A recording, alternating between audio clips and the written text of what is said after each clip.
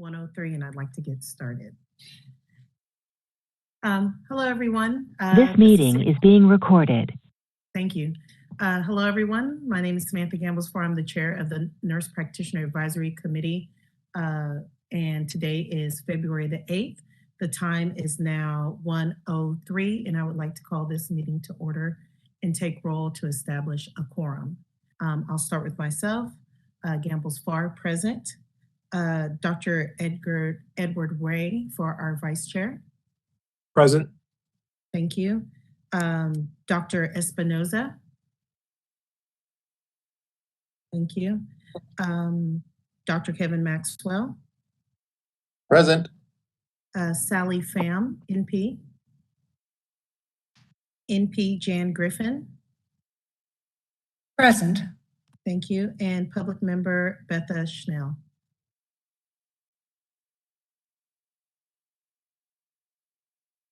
Moderator, is she in queue trying to get on right now?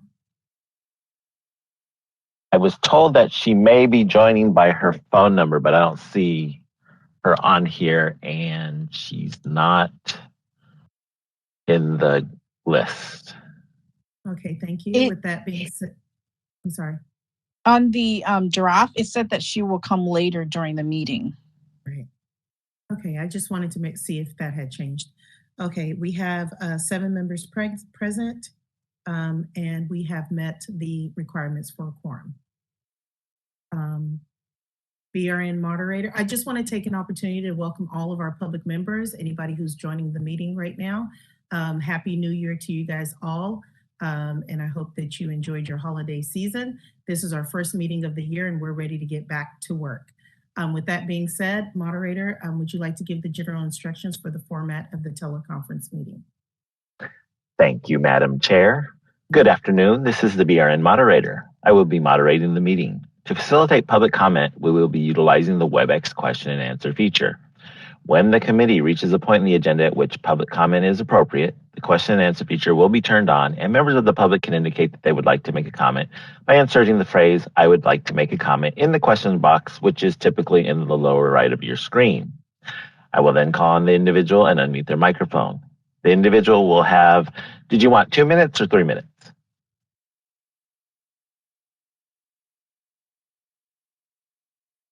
I believe that what we have been doing is customary 2 minutes unless other committee members would like to change that at this time.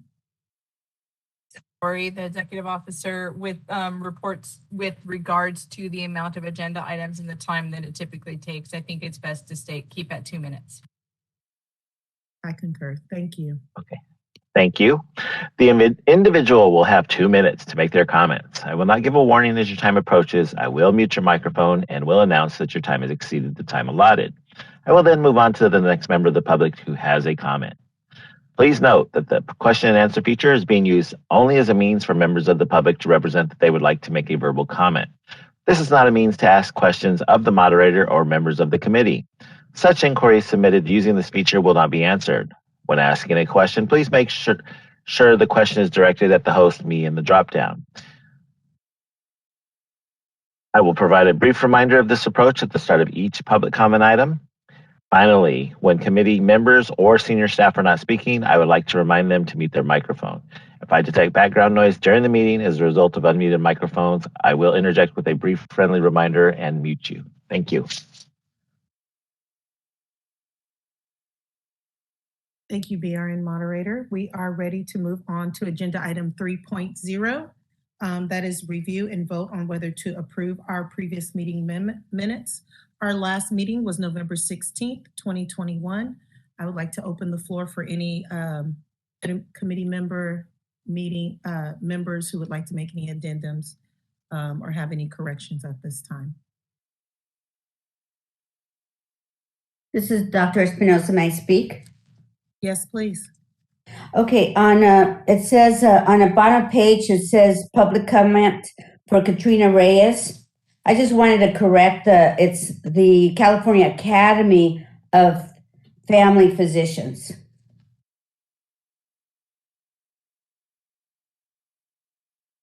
Okay, that's on page 6, correct? Yes, correct.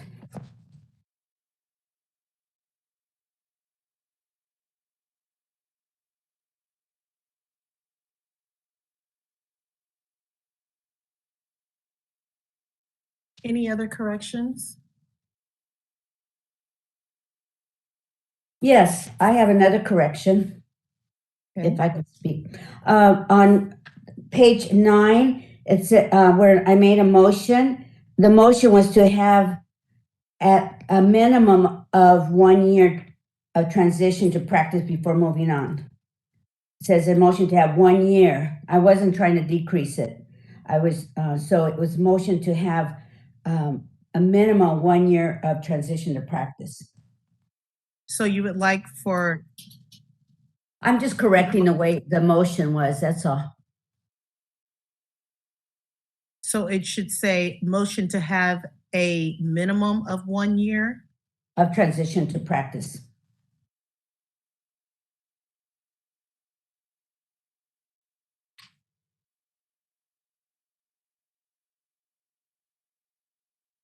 Okay. Any other corrections?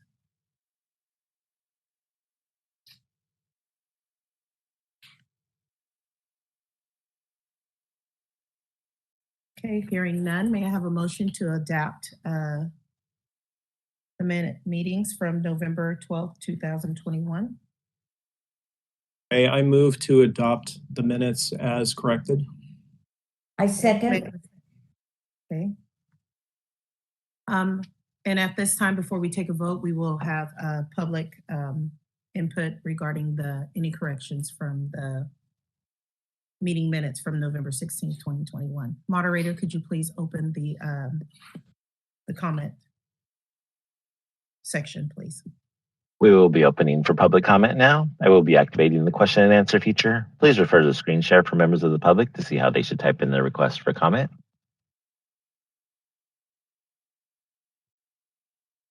I've activated the question and answer feature. Members of the public can indicate that they would like to make a comment by typing into the question box, "I would like to make a comment."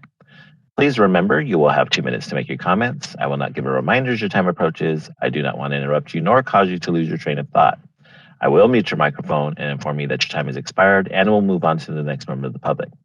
I'll pause for a moment for members of the public to type in, "I would like to make a comment." Mary Adorno would like to make a comment. 1 second, please.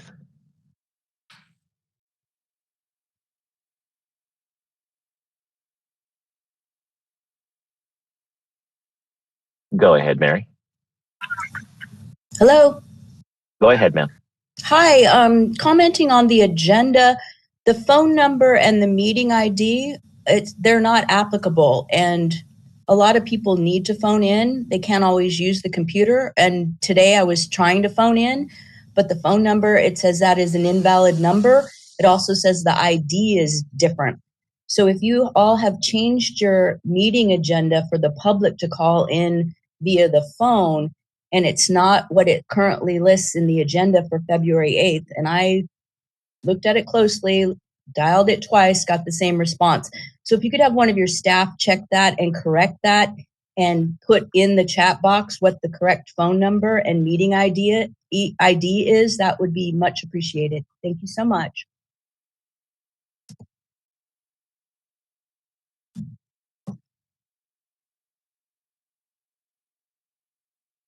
Thank you, Mary.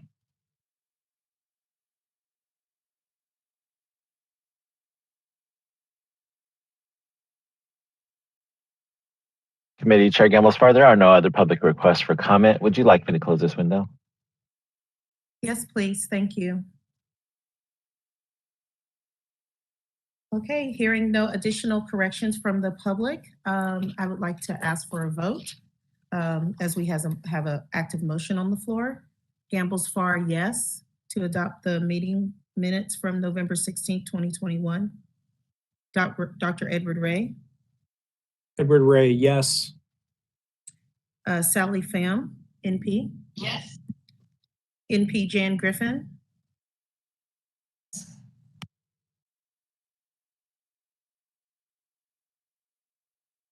I'm sorry, Jan, I didn't hear you.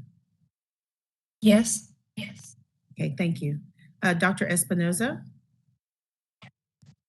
Public member Betha Schnell, she hasn't come on, right? And Dr. Kevin Maxwell, NP. Yes. Okay, we have met a quorum, and the minutes, the meetings minutes from November 16th will be adapted with said corrections as previously stated. We are now ready. Moving on, I'm sorry for the interruption. This is Reza, the board's legal counsel. I was looking at the webinar information, and thank you to the public commenter for bringing that to our attention. I don't believe the chat box is open, but it looks like the phone number to call in is what was shown on the agenda, but there is a different access code, which I can provide, or if we want to open up the chat, I can. I just did. Go ahead. Okay, give me a sec here. Bear with me.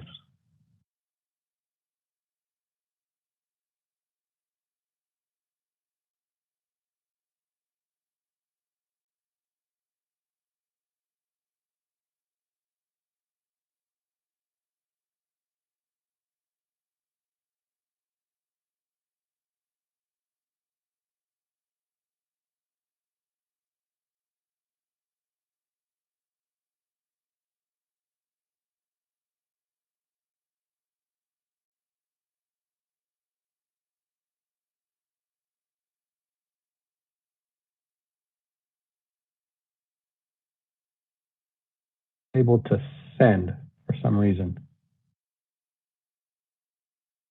Moderator, any idea why that might be? I see the chat open. Maybe as a member of the panel, I'm not able to. Okay.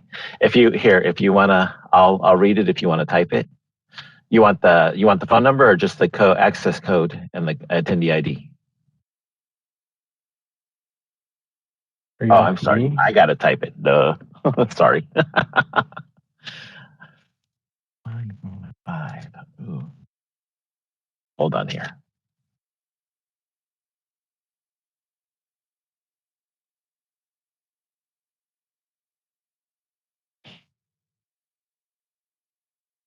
Oh wow, I lost it.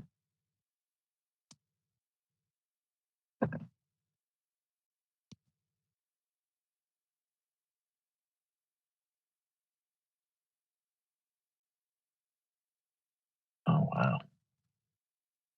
An email with that corrected access information. I'm going to have it sent out as a listserv messaging right now, put it out on social media, and add it to the materials section on our website. Okay, and what I might suggest, and sorry for the inconvenience, is maybe taking a quick recess while we do that, just in case there are members who want to jump on the WebEx. Let me get that to you, Lori. It's not letting me send it either. Oh, there it goes. Thank you. Mark, it might behoove us to update and add a little note on our PowerPoint slide right here with an access number in case people are able to kind of see it but want to join by phone. We'll just get it out there on everything. Okay. All right. 1 second here.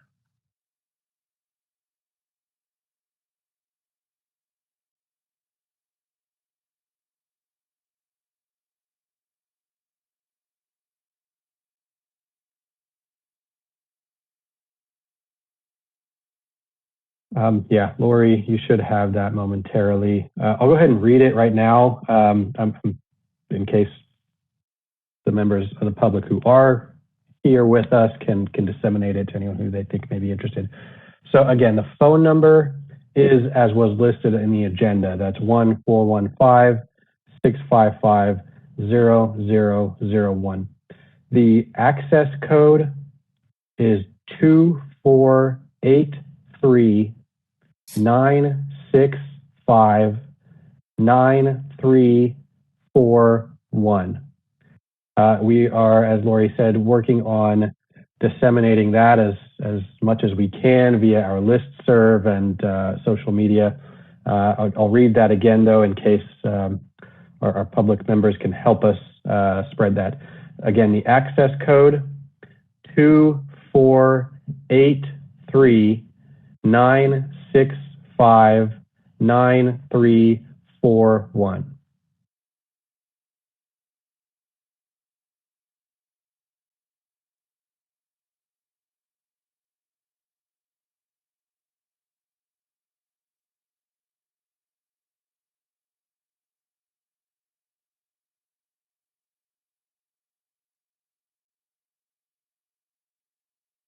Reza, should we take, an EO Melby, should we take an additional break time to give our public? Yes, let's update our PowerPoint to say that we'll be breaking until 1:30. That'll give us 10 minutes to get this out and get people on. If we, at 10 minutes, at 1:30, if we notice that our participants are higher, then we can go ahead and start back up. Okay, we will take a brief pause to ensure that everyone has access to the meeting, and we'll be back at 1:30. Thank you.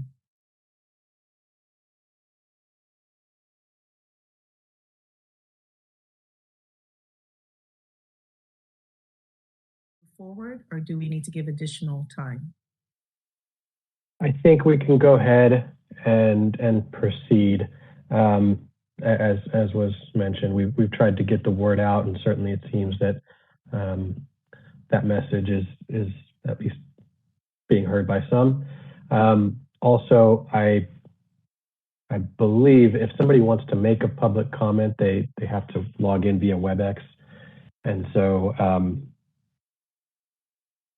those who would be calling in by phone, again, I'm not entirely sure, but I don't believe they could make comment anyways. They'd only be able to listen, which they can do after the fact. I think it would be okay to go ahead and continue on, and hopefully anyone that wants to participate is able to. Shall I reconfirm that the members of the committee are present? This meeting is being recorded.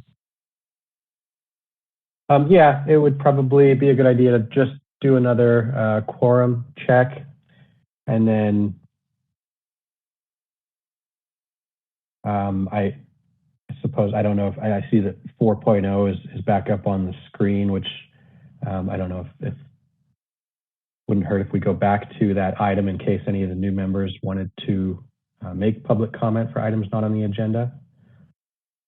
Yes, we hadn't quite gotten to agenda item 4.0. We had stopped Oh. prior to that. So I just wanted to make sure that we have everyone who was here before. So I'm just going to do a quick roll call just to make sure that we still have the members that were here, and to see if our public member has had an opportunity to join us as of yet. So Gambles Farr present, Dr. Edward Ray, Vice Chair. Present. NP Sally Pham. NP Jan Griffin.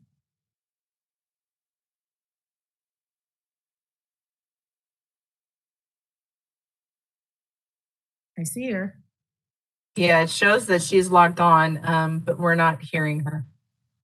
Jan Griffin. Oh, there she goes. I see her came off mute. Let's see if she was able to comment. Thank you. Dr. Espinoza. Present. Betha Schnell, public member.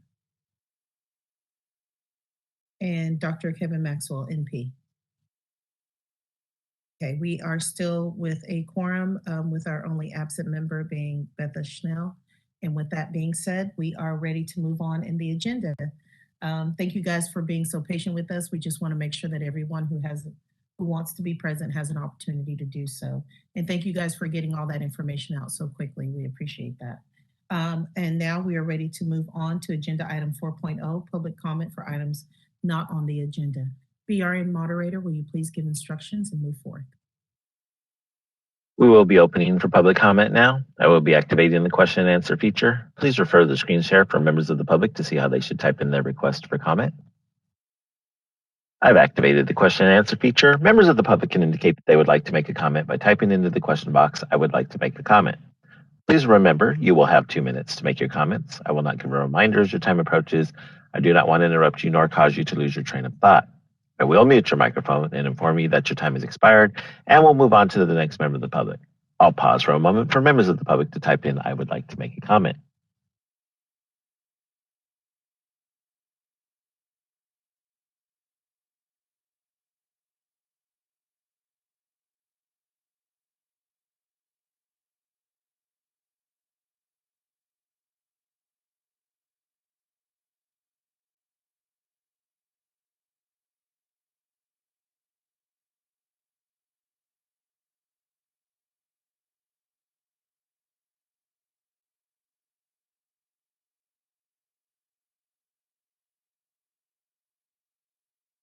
Committee Chair Gambles-Farr, there are no public requests for comment. Would you like me to close this window?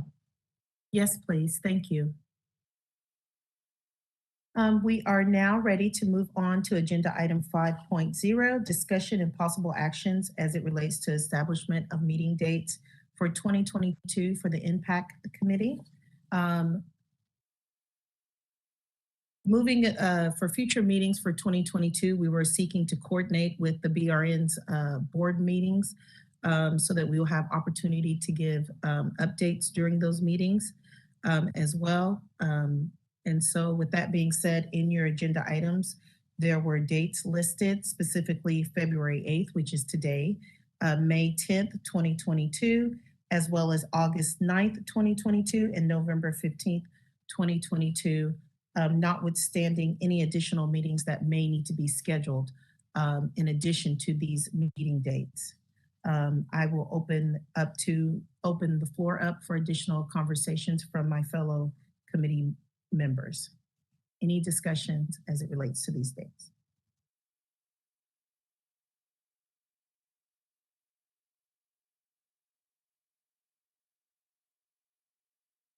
I'm happy with the Tuesday schedule as it exists. Thank you, Dr. Maxwell. Any additional conversation?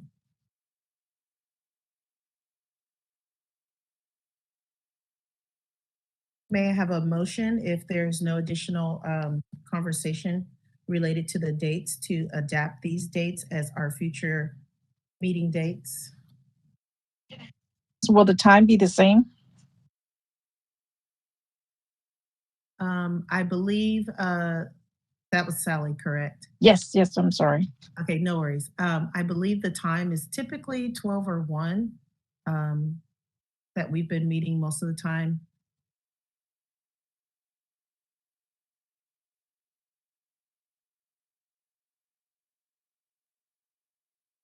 I'll make a motion to adopt the meeting dates as published. I'll second that. This is Sally Pham. I'll second that. Thank you, Dr. Maxwell. Thank you, Sally Pham.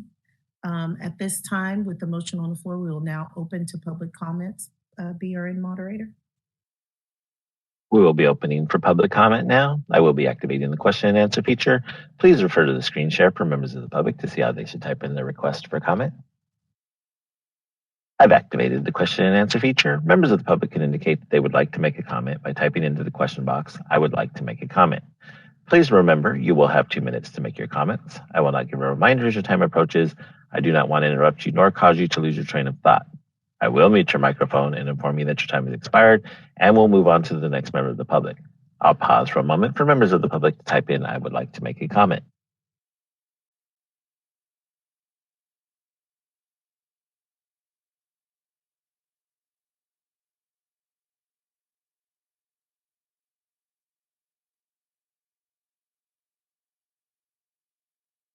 Marco Lizarraga would like to make a comment. 1 second, please.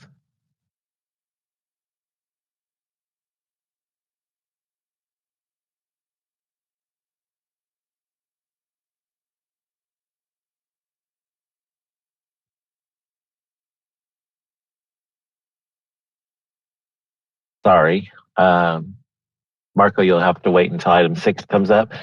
Sonia Reyes would like to make a comment. 1 second, please.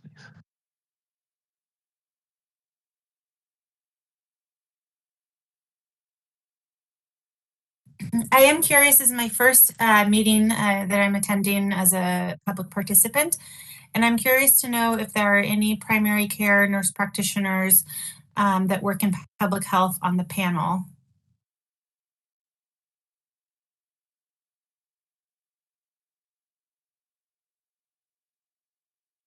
So that is my question. I don't know if this is an appropriate time to ask it now or later, but that is what I'm curious about. I didn't see that on information that I reviewed earlier, so I'm curious about that.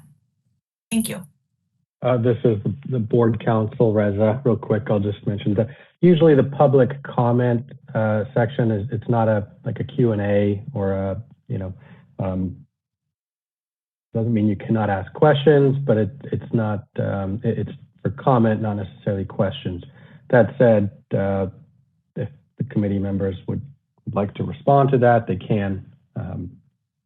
But it's typically for providing comment to the committee.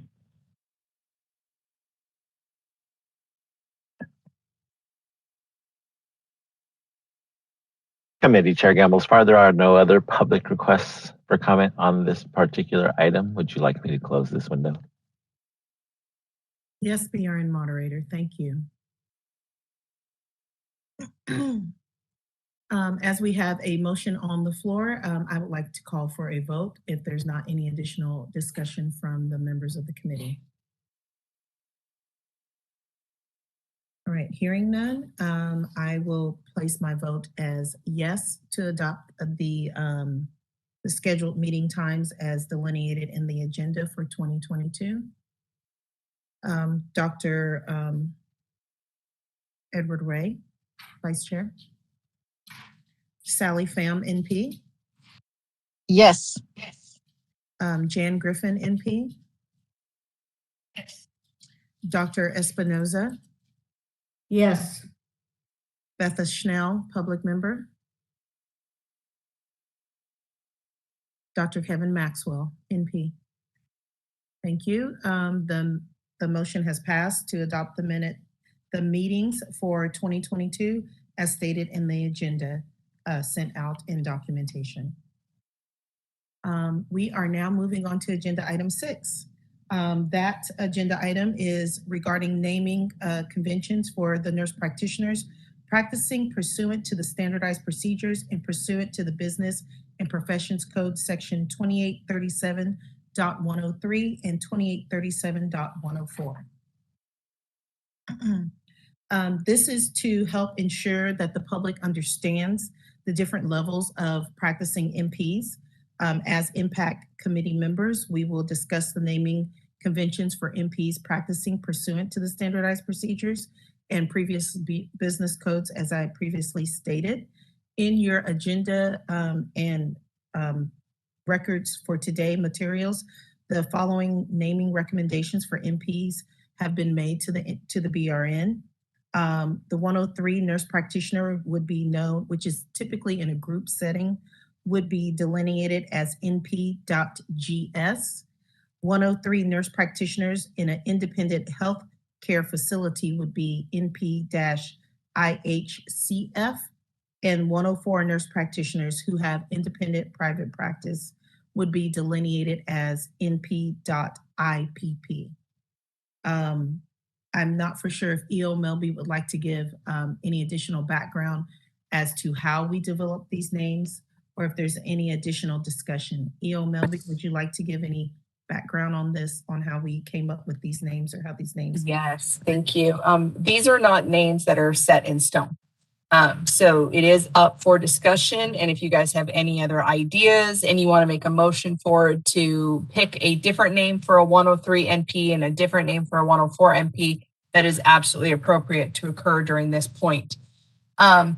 We did a social media campaign. We put out on various social media platforms asking for suggestions on naming conventions. We also solicited some of our BRN staff as well as DCA Legal to come up with some ideas.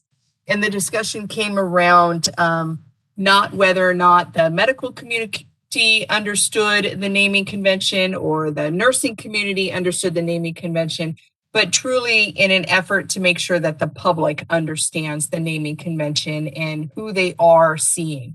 Some of the discussions that came up is that the nurse practitioner who works under standardized procedures in collaboration with a physician is what has existed for many, many years, and that's what the public knows right now.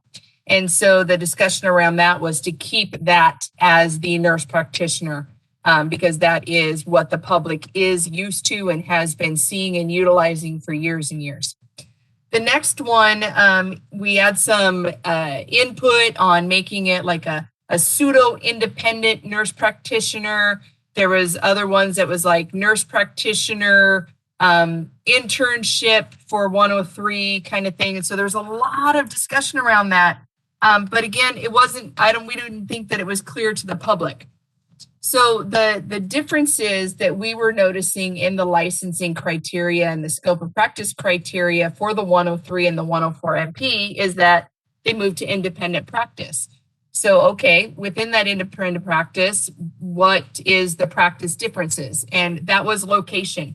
So independent practice within their certification is the same for 103 and 104, and independent practice is the same without the standardized procedures for 103 and 104. So truly what differentiates them is the areas that they work within.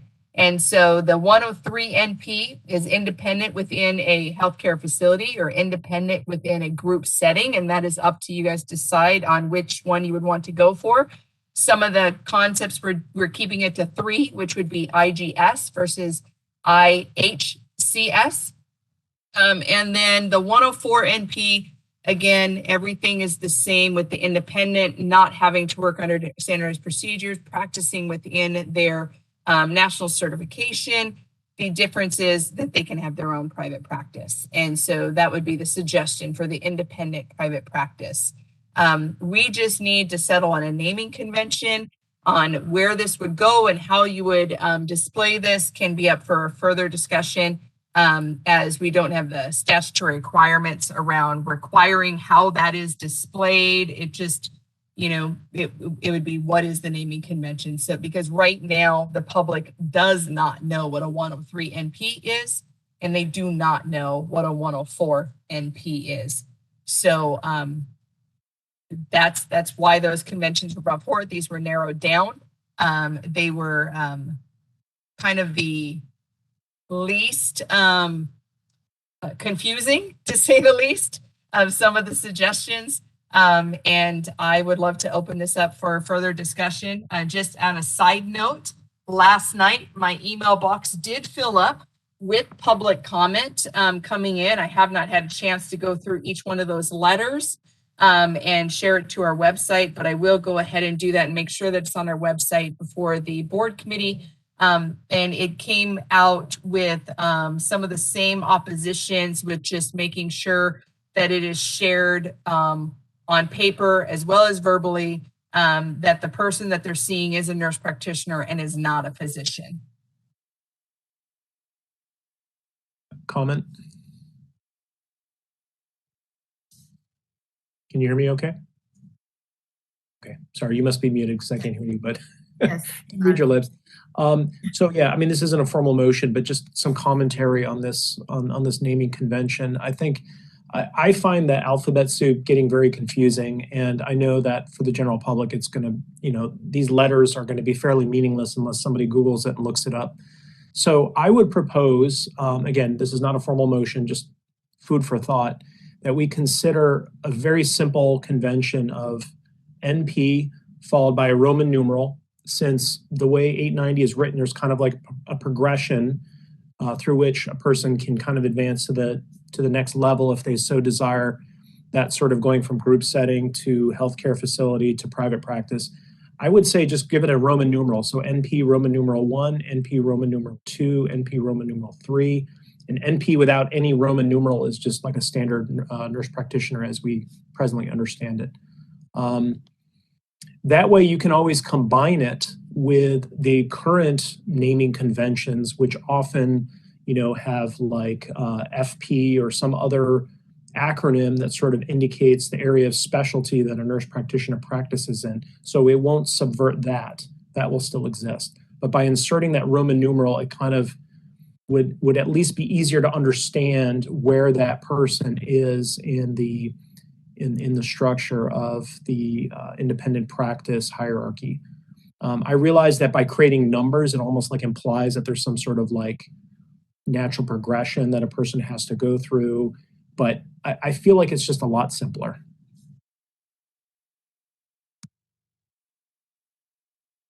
Thank you, Dr. Ray. I saw Dr. Espinoza's hand go up first, and then I think Jan Griffin also had something to say after Dr. Espinoza. Okay, I think this was brought up by the public on making the confusion as to whether they're seeing a physician, not seeing a physician, blah, blah, blah. I think that I I like the comment that people are very used to knowing what a nurse practitioner is, but this is more than a next level of nurse practice. And to me, I think I would say, if I were a layperson, say advanced nurse practitioner. And I'm okay with the group setting versus healthcare setting versus private practice. I disagree with the independent part of it, because what does independent doesn't necessarily mean much to somebody else. To most people, the layperson. To us, it probably does, but the whole point is that this new advanced nurse practitioner will be practicing without physician supervision and without the what do you call oh gosh, uh, standardized procedures. And so if we're going to use independent, I think that the public will understand without supervision a physician more than they would independent. So either, in my opinion, I would take that completely out. I don't like the numbers thing, because it reminds me of medical student 1, 2, 3, 4, or residence PG 1, 2, 3. This is an advanced practice, and it is not someone who's still in training. So I like the idea of advanced nurse practitioner 103 and 104. And if you want to put the settings, I'm not sure that the public will understand the settings. That's basic. I mean, I don't think that it's necessary to put that in. So that's my comment.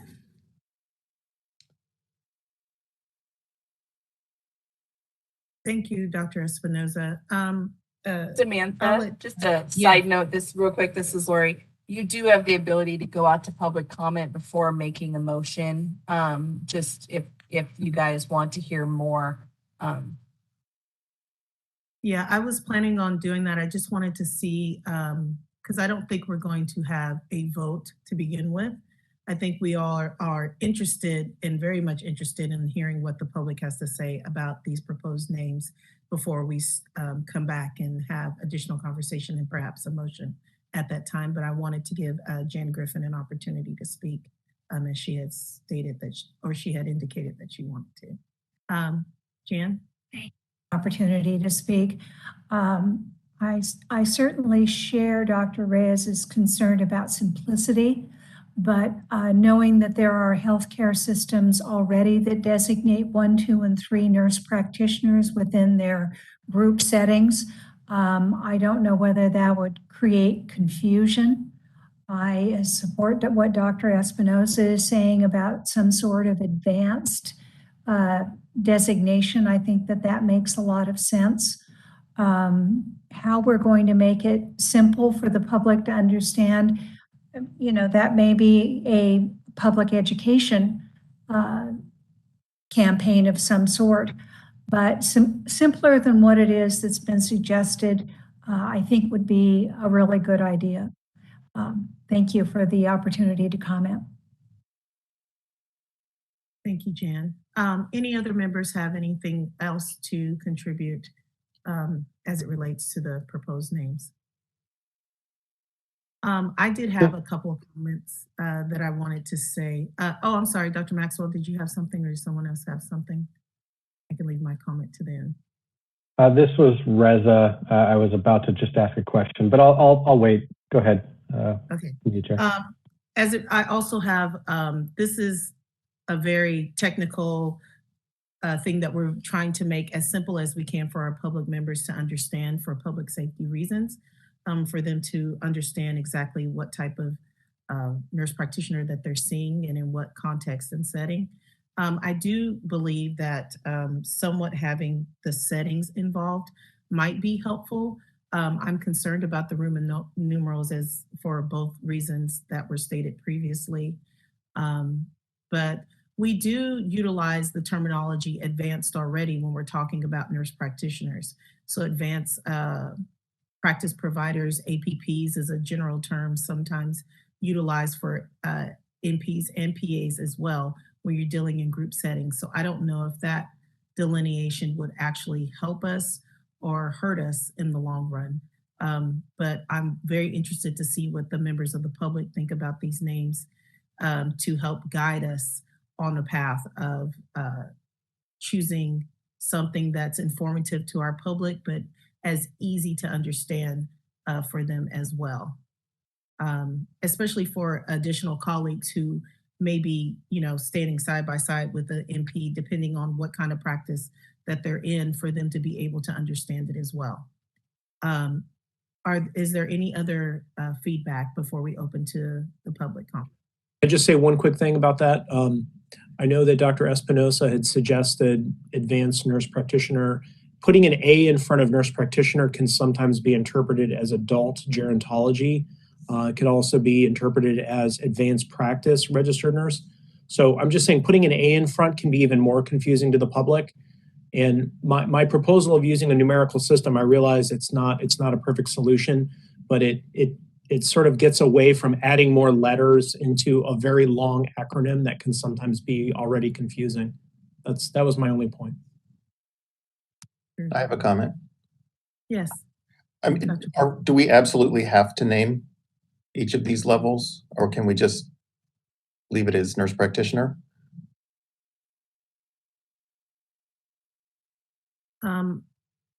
I believe that the rationale between trying to name them is to ensure that the public understands what type of nurse practitioner they're seeing. In previous meetings, not only on this committee, but also with the BRN, that was one of their primary things, was to ensure that the public understood that they're seeing a nurse practitioner, not a physician, what their standards are as far as practice are concerned. And if there's not a delineation between the different types of nurse practitioners, that information may be lost or not be readily available by not being able to see someone's credentials and understand what type of NP that they are. That was my rationale, or that is what is my understanding of the rationale of giving different names for different levels of NP practice. Is that correct, Reza? Am I on the right path? I'm not saying anything that's not true, am I? No, you're correct. I mean, I think the answer as far as are we obligated to provide a naming convention under the bill? No, we don't need one. I think that, as has been said, the most kind of important reason for doing so is for public understanding of the practitioner that they're seeing or considering seeing. Another piece, perhaps a little more minor, but worth considering. I think that in our regulations that we're working on, it could be helpful to have a naming convention to be able to, in the text of the different regulations that we're drafting, to be able to refer to this kind of NP versus that kind of NP, instead of using the phrase, for example, a nurse practitioner who is authorized to practice pursuant to Business and Professions Code section 2837.104, which is a mouthful. So I think it's also just shorthand for the sake of, being able to differentiate them in our regulations. Yeah, it does add to the alphabet soup, though, at the end of our credentials. Yeah, and that's a worthwhile point. Thank you. Yeah, I think, whoever it was that said was on point, that typical layperson might not really know the meaning of all these. I'm just looking at our meeting materials, and after Samantha Gamble's part, there's a string of of letters there, and but yeah, I did have one question. I wanted to put, I don't know if Lori, you can speak to this or what, but I had a chance to look at these materials ahead of time, but this is kind of now jumping out at me, unfortunately. Under the 3 bullet points there's 2 for 103 nurse practitioner. And as Lori said, these are not set in stone. We're certainly having the discussion and not tied to this in any way. But the first two bullet points are nurse practitioner group setting and nurse practitioner independent healthcare facility. I don't, looking at that now, I don't quite understand the distinction as far as the authority that they have under the licenses and certificates that the BRN gives them. I understand one may work in a group setting and one may work in an independent healthcare facility, but Reza, those were up for choice. They were to vote on either or, not have both. That helps. Thank you. Okay. No problem. And then just as you see right now, as we're going through the regulatory process, as we're having these discussions, people are commonly referring them as 103 and 104 NPs so that we know the differentiation of them. We have no way to differentiate other than to refer to the Business Professions Code 2837.103 and 2837.104. So additionally, when we go to have the license available on the Breeze lookup, we need to be able to delineate whether it's a nurse practitioner that is working under standardized procedures or a nurse practitioner that is operating under 2837.103 or BPC 2837.104 in order for employers to know and validate licensure within Breeze. So we have to come up with something, and I am perfectly fine with leaving it on the Breeze lookup as a BPC 2837.103 NP and a BPC 2837.104 NP. However, that's much, much longer than anything that we can imagine with a different naming convention. I think what we could do when we're looking at the naming convention is come to an agreement here in the committee and pass it on to the board that maybe this naming convention would strictly be for license lookup and not something that you would have to add to the NP in a bunch of letters and numbers and everything that follows the name, right? Where it would just be for employers, it would be for insurance companies, it would be for whoever would need to validate the licensure, which would then also stick with what the statute says, where you have to identify yourself. You have to say, I'm a nurse practitioner, and specialization, et cetera, and then they gave the example in Spanish as well. And maybe this naming convention and what business professions code that you refer back to with a link to the Breeze could be something that you put up and post within your office. We can talk about all those different things on how you guys want to handle that. There's nothing that says in our statute right now that this naming convention needs to follow nurse practitioner after your name. We just have to be able to have it delineated so we know your practice criteria, that we can communicate that out to the public, as well as to anybody needing to verify licensure within BRN's Breeze system. Thank you, E.O. Milby. Dr. Espinoza. Yes, one of the suggestions to make it simple, what about, you said the 103, that could be part of in-house or whatever, it's not going to add anything to the understanding of patient, but maybe 103 independent nurse practitioner. So you keep the nurse practitioner, but you say this nurse practitioner is different. So it would be independent nurse practitioner, and then the area of certification being pediatrics or gerontology. I don't know if we have it in California has gerontology certification, but whatever those we five. We have adult, we have acute and primary care 80. Oh, okay. There's a listing of all the categories that we have. So this way they would have somebody who says, okay, independent, they know nurse practitioner, but the word independent says, oh, okay, they're different from the regular nurse practitioner I'm familiar. This is an independent nurse practitioner in pediatrics, in geriatrics, in adult medicine. And that would keep it simple for the public. We can address it in the setting of where they would be working, like 103, 104, or private practice, blah, blah, blah. So, but for the public, I think independent nurse practitioner or advanced nurse practitioner would be very clear to me with the field that they're practicing in. That's all. Thank you, Dr. Espinoza. I want to give the public an opportunity to have input, and then we can talk more about this. And so with that being said, I would like to open this up for public comment. BRN moderator, could you please open it up for a public comment, please? Public comment now. I will be activating the question and answer feature. Please refer to the screen share for members of the public to see how they should type in their request for comment. I've activated the question and answer feature. Members of the public can indicate they would like to make a comment by typing into the question box, "I would like to make a comment." Please remember, you will have 2 minutes to make your comments. I will not give a reminder as your time approaches. I do not want to interrupt you nor cause you to lose your train of thought. I will mute your microphone and inform you that your time has expired, and we'll move on to the next member of the public.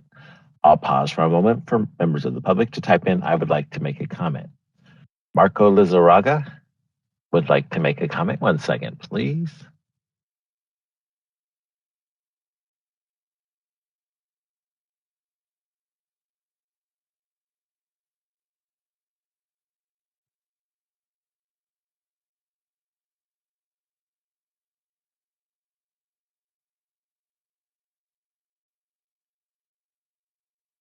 Marco, are you getting the unmute request?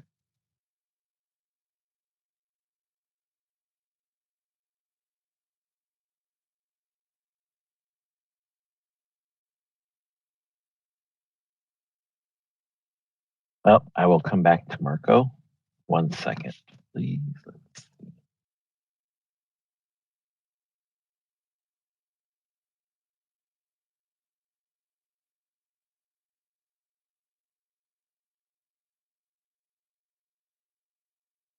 Marco, do you see the unmute me button?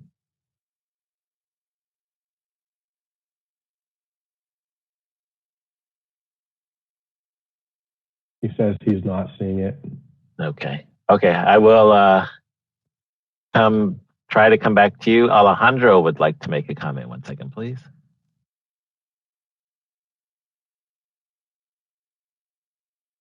Go ahead, Alejandro. Yes, sir. Hi. Thank you for the opportunity to comment. Good afternoon. My name is Alejandro Solis on behalf of La Cooperativa Campesina de California and Los Amigos de la Comunidad. AB 890 specifically states that a nurse practitioner shall verbally inform all new patients in a language understandable to the patient that a nurse practitioner is not a physician and a surgeon. For purposes of Spanish language speakers, the nurse practitioner shall use the standardized phrase enfermera especializada.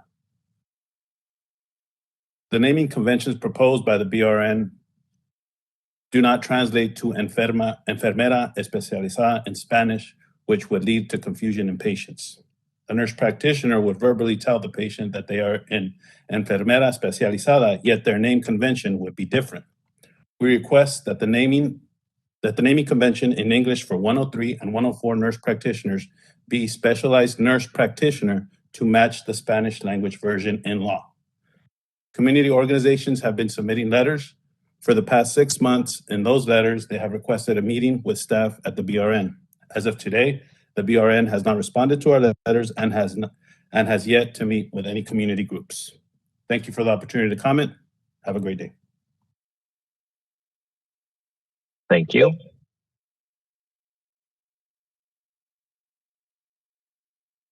Michelle Reiner would like to make a comment. 1 second, please.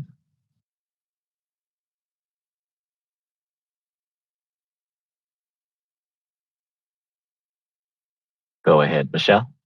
I just wanted to make a quick comment that I think there's a lot of education in general for the public that they don't even understand what a nurse practitioner is sometimes. So I think keeping it more simple in terms of general public would be best, because there would be a lot of education that would need to be done.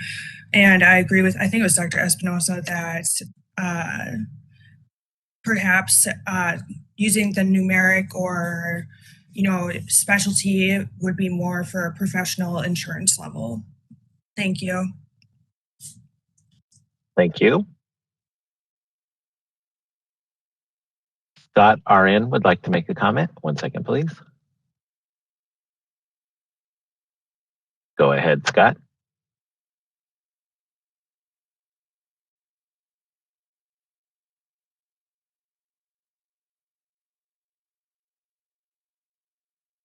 Scott, go ahead.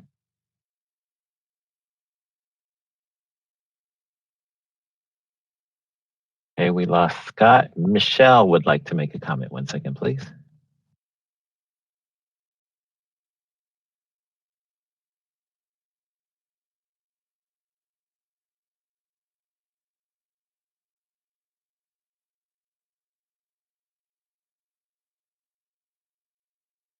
I think I lost Michelle too. Hold on, let me see 1 second here. Oh, there she is, sorry. Go ahead, Michelle. Yes, ma'am, go ahead. Okay, yes. I'm Michelle Pereira Ryan, and I'm a family nurse practitioner. And I agree that we need to make sure that this verbiage, whatever we decide on, needs to be translated to other languages easily. But also, I think that keeping it simple so that the people who need to see the numbers only see the numbers as was discussed is important. But also, I'd like to make sure that the link is very visible for people to give feedback, because I haven't seen the ability to give feedback. I teach lots of courses for nurse practitioners. I'd love for them to provide more feedback there. Thank you. Thank you. This is Lori, the executive officer. We have a social media outreach. We are active in LinkedIn, Instagram, as well as Facebook. All information can be communicated through those manners quite easily. Additionally, on our website, rn.ca.gov, on the bottom right-hand corner, it says Contact Us. Once you go into the Contact Us, it does have contact information for various people, as well as executive leadership. So we would go through the Contact Us. You could, if you want to reach a specific person, absolutely. There are also the ability to interact and send emails and inquiries to various departments, and their specialties are listed on the website. If you want to have an interaction other than that, we are again active on our social media platforms, Instagram, Facebook, and LinkedIn, where that is actually where we actually put out the naming convention and sought feedback through. So those are good avenues as well. Yeah, and I guess if we could have, as a recommendation, a link that people could just use, and then you were able to get all the information in one place, it might be easier for everybody to see. And even on those other sites, those social sites, one, shop stop where everybody could go to give input would be terrific. Thank you. Thank you. Allie would like to make a comment. 1 second, please. Go ahead, Allie.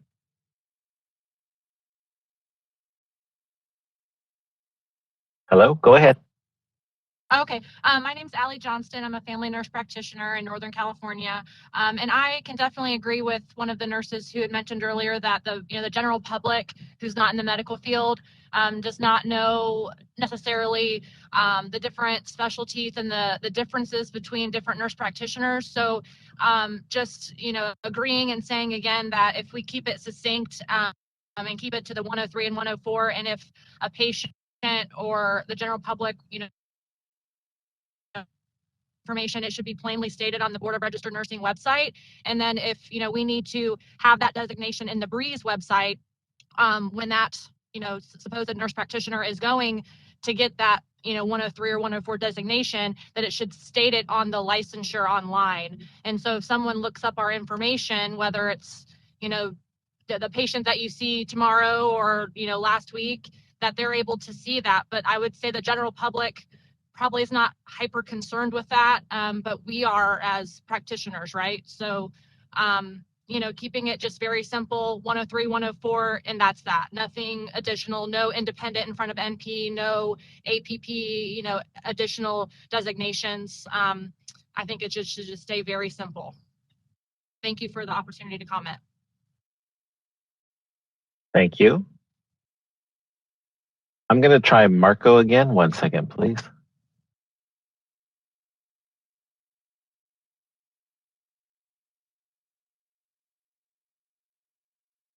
Go ahead, Marco. Can you hear me now? Yes, sir. Go ahead. Okay, fine. Okay, my name is Marco Lizárraga, and I'm the Executive Director of La Cooperativa Campesina de California. AB 890 specifically states that a nurse practitioner shall verbally inform all new patients in a language understandable to the patient that a nurse practitioner is not a physician or surgeon. For purposes of Spanish language speakers, the nurse practitioner shall use the standardized phrase enfermera especializada. The proposed naming conventions by BRN do not translate to enfermera especializada in Spanish, which would lead to confusion in patients. The nurse practitioner would verbally tell the patient that they are an enfermera especializada, yet their name convention would be different. We request that the naming convention in English for 103 and 104 nurse practitioners be specialized nurse practitioner to match the Spanish language version in law. Community organizations have been submitting letters for the past 6 months. And in those letters, they have requested a meeting with staff at the BRN. As of today, the BRN has not responded to our letters and has not met with community groups. Thank you. Marco, or ask a question to Marco? Can I do that? Yes, as far as I'm concerned, I'll take a question. Okay, Marco, and what is in Spanish, what do you use for when you say nurse practitioner? Well, see, one of the problems that we have is that we don't really have one. So let me tell you an experience that I had, okay? I myself was sent to a quote-unquote doctor in Imperial Valley, out of Calexico. And there is no nurse practitioner, yet the so-called doctor I was seeing was really a nurse practitioner. It is a concept that we don't have in Mexico, okay? And that's the difficulty. And this is why we have to struggle to come up with something that makes it clear to the patient in Spanish, because we don't have that in our concept, that that person is not really a doctor. So would specialized nurse practitioner be closer to enfermera especializada? Enfermera especializada. Would that be closer, if we use a specialized nurse practitioner? I mean, we couldn't say a specialized nurse, but if it would it be closer in the translation so it'd be more equal? That's what you're saying, right? Yeah, we got to, we've got to search for a term, and I don't have the term for you right now, okay? Because what the tendency for our people, okay, and I'm talking about our people, Spanish-speaking and Mexican people mostly, because that's what I am. It's going to be, the immediate is going to be to call them a doctor. Right. Believe me, that's, I was sent to a nurse practitioner in Imperial Valley, like I said, in Calexico, and that's what everybody called him, but he wasn't. A specialized nurse might be closer, I think, somewhere, closer to people to let them know that that person is not a doctor. And I think that what's important is that the person not be inadvertently misled to believe they are dealing with a doctor. Yeah. Thank you, Marco. Thank you. Thank you. This is Reza, the board's legal. Whatever naming convention that the committee and the board decides to adopt, I just wanted to clarify that doesn't contradict or eliminate the obligation under section 2837.103D or the same subdivision under 104. That's the subdivision that says a nurse practitioner shall verbally inform all new patients in a language understandable to the patient that a nurse practitioner is not a physician and surgeon. For purposes of Spanish language speakers, the nurse practitioner shall use the standardized phrase enfermera especializada. So regardless of whatever naming convention is adopted, if any, that obligation that's there in statute will continue to apply. There's nothing we can do to change that or contradict it. So I just wanted to make that clear.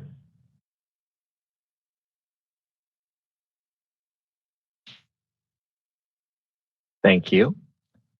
I'm going to try Scott RN. 1 second, please.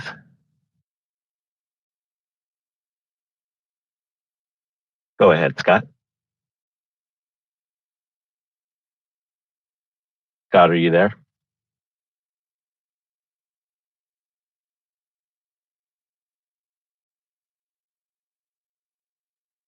Scott? There you go. All right. I had to switch to a different microphone. Thanks for giving me a second shot at this.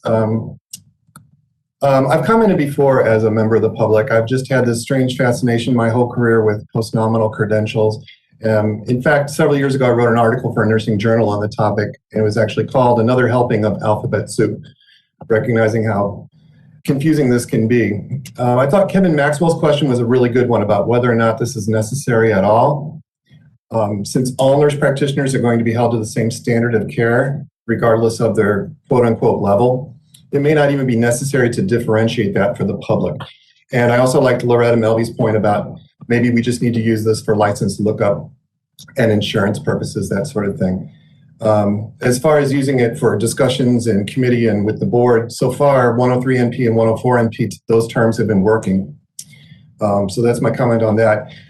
And also a comment that I made before about the prescribed Spanish term that's in there, enfermera especializada, is feminine.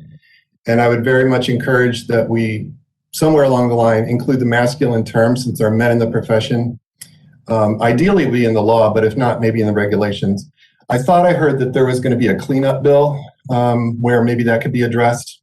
I'll leave that to the committee to consider. And I'm interested in the issue of what we call NPs in Spanish, although I'm not a Spanish speaker. In studying medical Spanish, though, I did come across another translation, enfermera calificada a practicar medicina, for whatever that's worth, if we do consider, in fact, nurse practitioners to practice medicine, or if that's not quite the right term, I don't know. But I would encourage the committee to consult with Spanish-speaking consumers to be sure we're communicating clearly with them. Thank you. Thank you.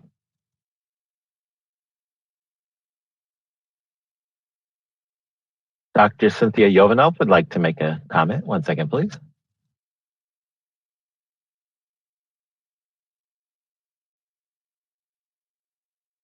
Go ahead. Oh, perfect. Thanks for taking my comment. I actually agree with Scott that just keeping it as 103 and 104 is simplified enough. I do also agree with Loretta in regards to just keeping it simplified, but not having to make this an obligation to further enumerate or identify what we are in regards to 103 and 104. And the bill actually specifies what we are in regards to the standardized procedure, and based on whether we will function under a standardized procedure or without. And having it identified as a group setting or independent healthcare facility is way too confusing. On top of that, you're going to have a lot of nurse practitioners that are not going to be practicing in a group setting, but will be practicing for an insurance company, or they may not be an independent healthcare facility, but a private healthcare facility. So it gives too much wiggle room to interpret what that means. So keeping it simplified, as Scott said, I think is good enough. Maybe providing a link to go into specifications would be great. I know this is complicated and everybody wants to minimize our title and our role. And I just feel like this is just not necessary in order to move things forward. I also want to address the comments in regards to the Spanish name in regards to nurse practitioners. I am a Latina. I speak Spanish. My population is Spanish. And frankly, the bill that added that slight statement is actually very biased and, yes, very feminine. And frankly, we should embrace all cultures and languages. And in moving forward in a cleanup bill, I would actually like that removed, because in our clinical settings, we actually use language lines that are appropriate to our population and to the culture and language that we are seeing our patients. Thank you for the time. Thank you. That just spoke. If may I do that? I just had a question. So working in Latino community, I'm a Latina physician. So what do you use when you speak to a Spanish speaking only family? How do you refer to yourself to? Actually, I serve a huge underserved population. I actually identify myself by my first name because it actually makes my patients very comfortable in working with me. They know that I'm not the medical doctor. However, I have earned the title as doctor, but my role is not medical doctor. My role is nurse practitioner, and I do say that to them. However, I do also have patients that are not in the Latino community that speak other languages like Arabic, and I actually personally invest in a language line so that I can speak to my patients so that they understand the plan of care of the patient. So I address them by my first name because, like I said, I develop a personal relationship with them. I don't identify myself as Dr. Jovanov, nurse practitioner. I say I'm Cynthia, the nurse practitioner, and I move forward with our visit. So what does the patient call you? They call me by my first name because that is how I address myself. And they actually, don't call you by Dr. So-and-so. They do not call me by, because that's not how I identify, right? So when you walk into a room, you establish the relationship. So the relationship that I choose to establish is one that they are comfortable with. And it doesn't matter whether they speak Spanish, Arabic, or English. I have them identified by my first name because that is where they become more comfortable and safe and trust me with whatever discussion or plan of care. And that is just my practice. That is not everybody's practice, but that is my practice. Oh, thank you. And You're thank welcome. you for your work. Thank you.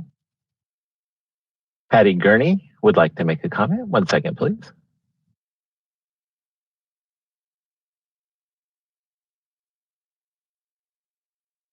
Go ahead, Patty.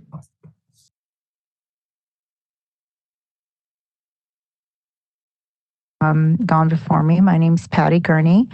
I'm a pediatric nurse practitioner. And I also have a good amount of Spanish-speaking patients. Gurney is my married name. My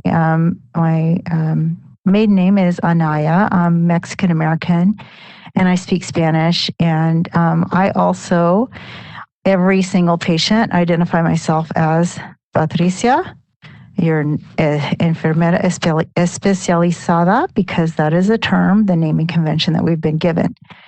So then that's every single patient, no matter what language they speak. And I also agree that in any cleanup bill, we need to make sure that it is not just Spanish, but every, we need to have some gender equality, and also make sure that any naming convention is clear to all speakers. That said, our patients most care that the person that is in front of them and caring for them is listening to their concerns and qualified. I really agree that we really need to stay away from making an already complicated situation more complicated and more confusing for our patients. Any kind of conventions should be internal for the purposes of licensing and tracking.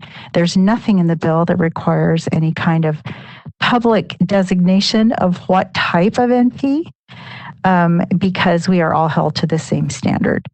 And I really, we are nurse practitioners. That's our title. And then what we're called in other languages should be determined by those other languages and what is understandable to them. And, the role is not well developed in other parts of the world. It's, non-physician providers such as physician assistants and nurse practitioners are starting to work as we do here in the U.S. and other parts of the world. So it's just a process of helping to educate our patients that we see, but not making it more confusing than it already is. Thank you so much for the opportunity to give input. Thank you. Susan Phillips would like to make a comment. 1 second, please.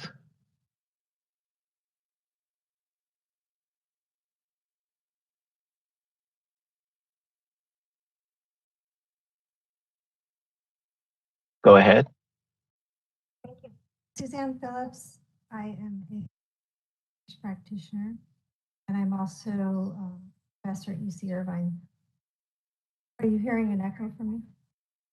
No, but can you speak up, please? Oh, sure. So I'd like to thank Cynthia, Lori, Scott, and Patty for their comments. Now we're having an echo.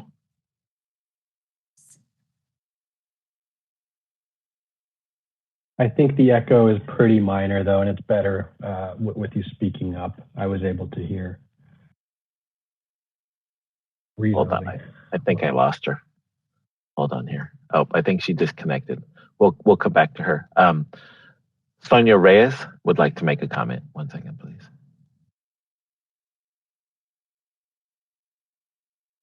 Sonia Reyes, and I'm a family nurse practitioner for the San Francisco Department of Public Health. I serve a large population of Spanish-speaking patients, and I have almost 20 years of experience. I do want to suggest that we keep the naming convention simple, nurse practitioner in the English language, and then our title as appropriate translated to other languages. I agree with the suggestions to keep the specificities on the Board of Nursing website. I also do want to address the issue that was brought up by Marco and a couple others, I believe, that of patients calling us doctor. I am a doctorally prepared nurse practitioner, so I do use my title, but it follows by my name is Dr. Reyes, and I am a family nurse practitioner. In Spanish, that translates to soy doctora Reyes, soy una enfermera avanzada. So I use enfermera avanzada to clarify my role and what my title is. And I do want to distinguish between that and a physician in our discussions. I think that's important. Thank you for the opportunity to speak. Thank you. I'm going to go back to Suzanne Phillips. 1 second, please.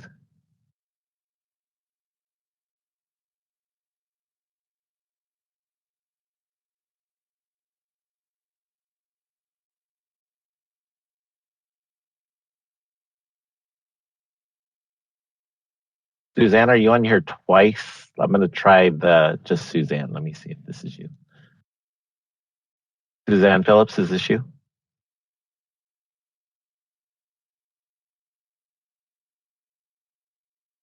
Hello? Can you hear me? Yes, is this Suzanne Phillips? It is. Okay, so you're on here twice. I got you. Yeah. Okay, go ahead. Go ahead. You're fine. Sure. Thank you for taking my comment. So I agree with several of the speakers just right before me. I won't belabor that point, but I do agree in the simplicity of all of this, and I think it should be listed on the BREEZE website, similar to how we have Controlled Substance Authority. That's listed on the BRN website. I also wanted to just make the comment that we do have a naming convention for nurse practitioners, and that's Advanced Practice Registered Nurse Practitioner. It's already in regulation. So to add more letters or names or numbers behind that would be very cumbersome, like many of the other points that have been made. But I just wanted to remind people that we do have Advanced Practice Registered Nurse that we can use. And that's it. Thank you. Mm-hmm. This is Reza. Real briefly, just to make sure I understood that last comment. In the BRN's regulations, it defines advanced practice registered nurses, including, I think, 4 different types of APRN: nurse practitioners, clinical nurse specialists, nurse anesthetists, and nurse midwives. I think we have that defined, so just the APRN name would be potentially broader than just a specific type of NP. Can I respond? Please. Sure. Is it maybe it's in the proposed regulations for change, but there's a regulation that specifically says APRN, CNP, APRN, CNM, APRN, CRNA. Maybe that's just in the proposed.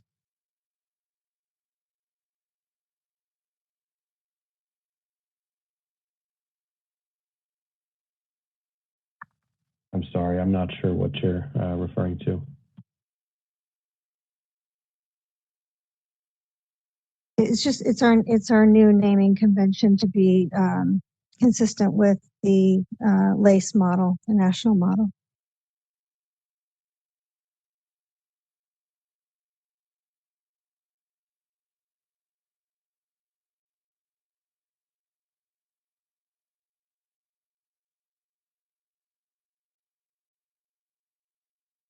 I could locate it and just send you the link. Okay, thank you. Sure. Thank you. Committee Chair Gamble-Farr, there are no other public requests for comment. Would you like me to close this window? Close the window. Okay, I feel like we got some good feedback from the public as it relates to their thoughts on the naming for 103 and 104 nurse practitioners and whether that's actually needed at all. I will open the floor back up to any additional discussions or motions.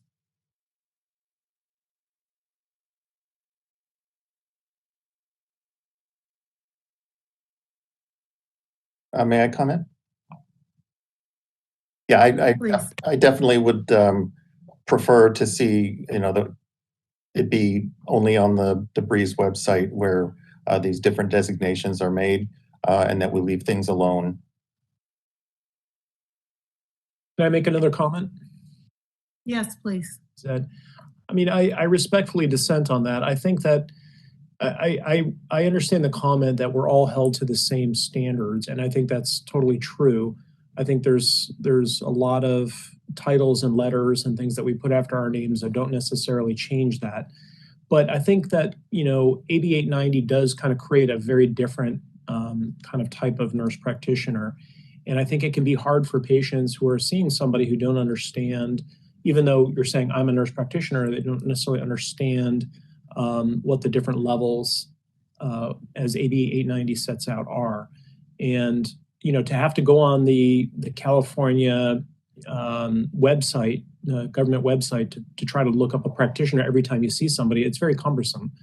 That's like saying, we don't have to tell anybody if I'm a licensed doctor or not. They have to look it up on a website to find out if I still have my license or not. I mean, I know that's different, but that's sort of like an analogous situation.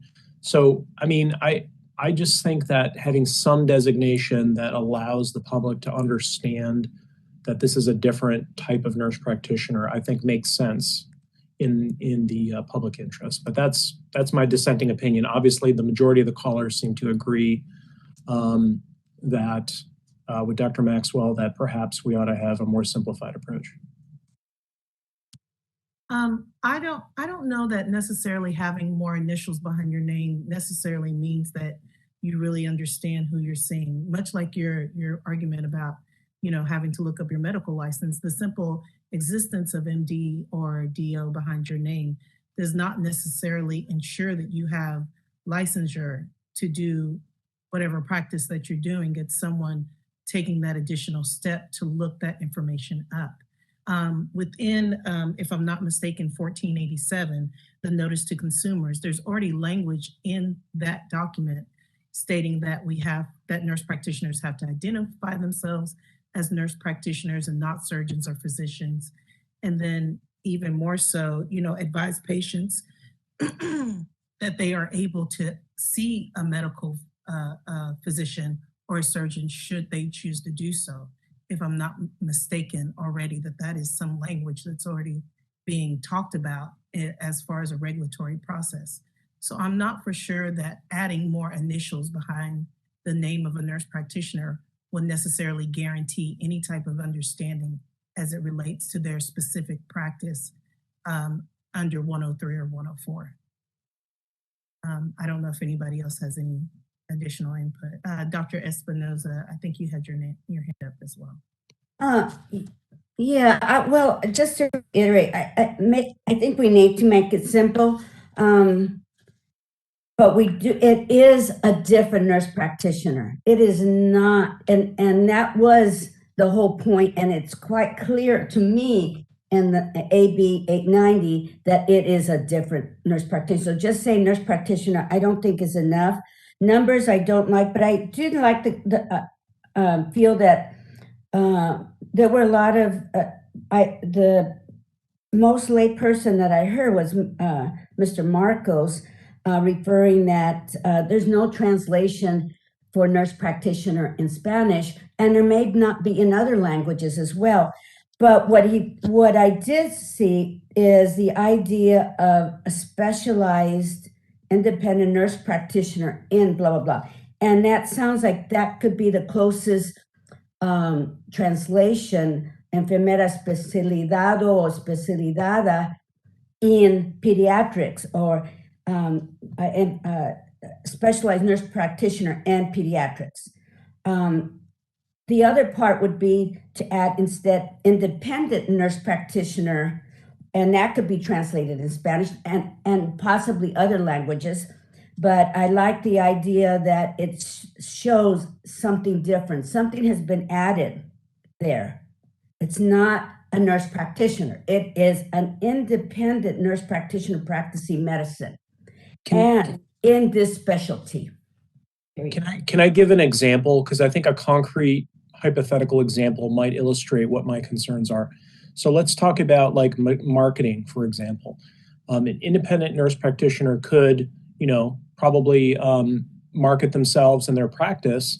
And what's to stop, if there's no designation of different types of nurse practitioner, what's to stop a non-103, non-104 nurse practitioner from marketing themselves as a primary care provider on the internet or in other ways? And, the BRN is not going to police every single person who puts out marketing material. They have no capability to do that. But if we hold people to a standard where they explain what their designation is, what type of nurse practitioner they are, then that's going to limit the burden on the BRN and CMA from having to police the entire population, and instead focus on those who are, say, for example, marketing themselves as a 103 nurse practitioner. I think there's some practical examples like that we can come up with, which just makes sense why we should differentiate on the public side, not just on the regulation side. I'm sorry, Dr. Ray, I was a little confused by your first statement about a nurse practitioner advertising as a primary care. I need to interrupt really quick, Samantha. All right. Board moderator, can you elevate Betha Schnell? She is available and wants to comment and be part of this conversation. So what I was trying to say is that, as an independent practitioner, whether it's a physician or a nurse practitioner, presumably they're going to market their practices. They're going to advertise whether it's on the internet, social media, whatever. And if your only designation after your name is nurse practitioner, how is a person in the public to know what type of nurse practitioner that is and whether or not it's appropriate that they're acting independently? It's to differentiate, it might make it a lot easier for people to figure out, oh, this is one of those nurse practitioners, part of the AB 890 initiative to create this 103, 104 nurse practitioner designation. Whereas if we're just calling everybody nurse practitioners, what could happen is a non-103, non-104 could take advantage of that situation and say, well, there's no difference in designation. I'm just gonna advertise myself in this way. And I realize that would not be strictly legal, but it's very hard for boards to police these sort of things.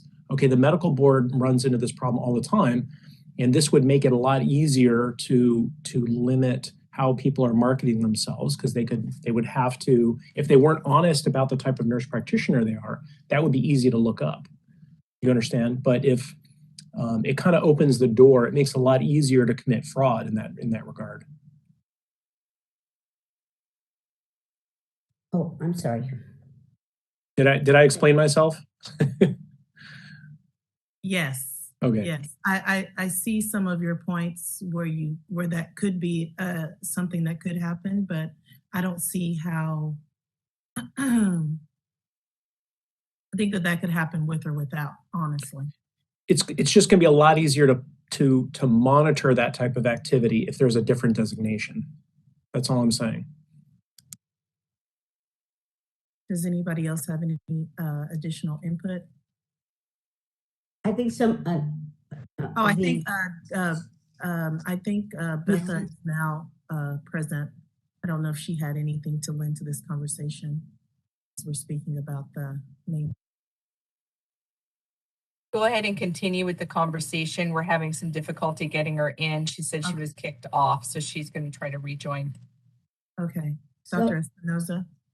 Yeah, again, I'm going to go back to the independent. That would be a new name. Nobody has independent nurse practitioner in front of their name, or independent 103 nurse practitioner if you want to add the 103, but I'm not sure that makes any difference. But the idea of an independent nurse practitioner is and if you're going to have a specialty, you have to say that you're board certified in blah, blah, blah to practice as an independent nurse practitioner. So I think I like the idea what Dr. Reyes says, that we should have some kind of difference between the nurse practitioner that practices under standardized procedures versus the nurse practitioner that is practicing differently. And I think the law is directing itself. This is a new person, new provider. And so I think we do need to have some kind of designation that adds to the nurse practitioner, whatever that might be. Dr. Maxwell. Agree on that point. I would say I would support the 104 NPs being referred to as independent nurse practitioners and then leaving it alone for everyone else.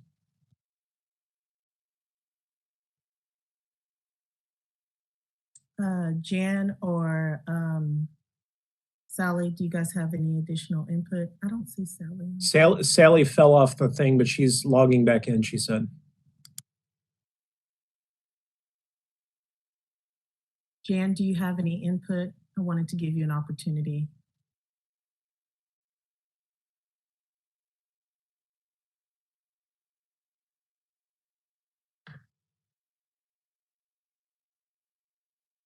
Everybody has had to say, certainly I think that simple is an important consideration. And to that end, I think that what Dr. Espinoza is suggesting is the simplest, which is independent nurse practitioner. Now, I understand Dr. Maxwell's concern about making it for the 104s only, but I do think it's worth considering it for the 103s as well. So simple, direct to the point, And that will be the easiest for the public to understand. Thank you for the opportunity to talk. Thank you. Yeah, I think that makes sense, what they both just said. I think.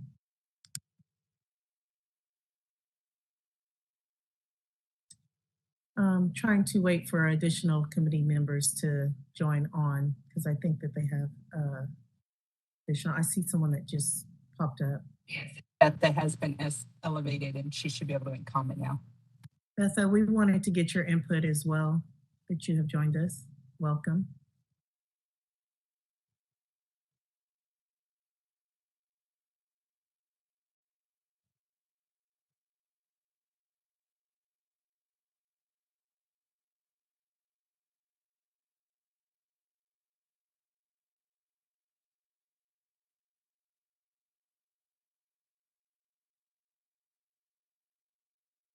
BRN moderator, is she able to speak? I see that she's still muted. Yeah, I sent the request to her. I don't know what they have to do on their phone. I saw that. There she is. There she is. There you go. We can hear you Hi, now. I'm so. Please accept my apologies. I got hung up on, so I missed the last couple of minutes. So I apologize if I'm a bit behind, but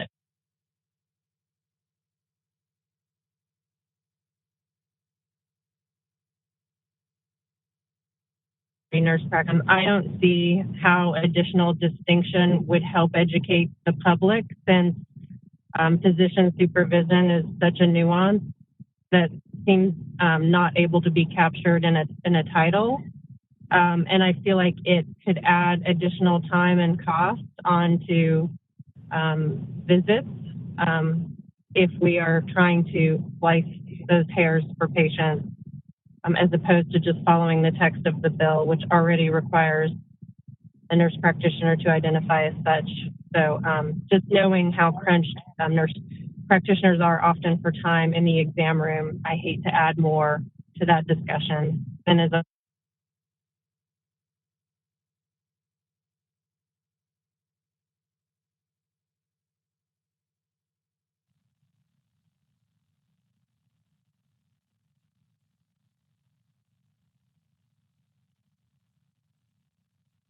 I think we lost her. Yeah. BRN moderator. She's still showing in the participants, so we haven't lost her, but she may not have a good connection, so her communication is spotty. Let's give her a few moments.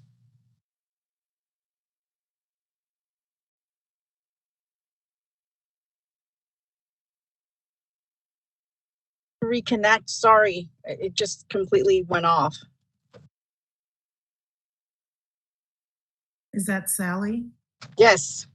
Okay, thank you.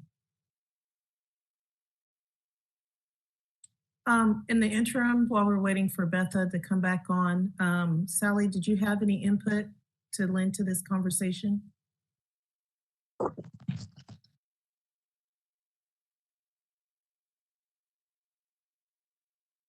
I do agree that that simplicity is the best way, because in different ways, the word nurse is very difficult to change.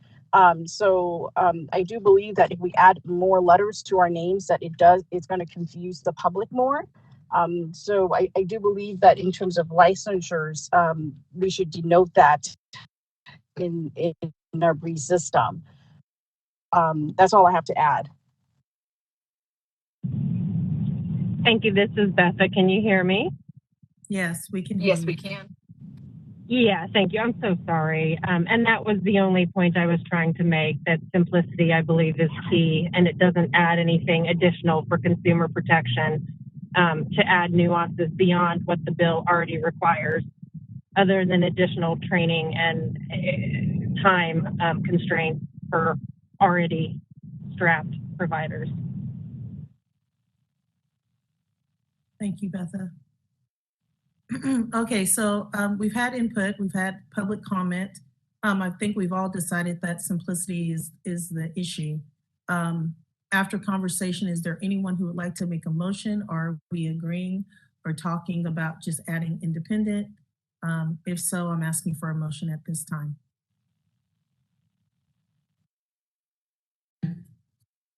Go right ahead, Dr. My motion. Thank you. I'd like to make the motion that we designate the new nurse practitioners as per AB 890 as independent nurse practitioners, and both in part of the 103 and 104, both of them be referred to independent nurse practitioners. And that can be easily translated as well.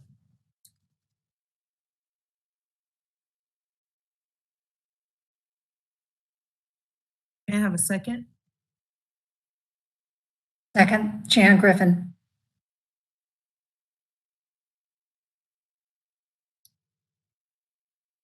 Reza, do we need to go back out to public comment, or can we go to vote since we had a public comment already?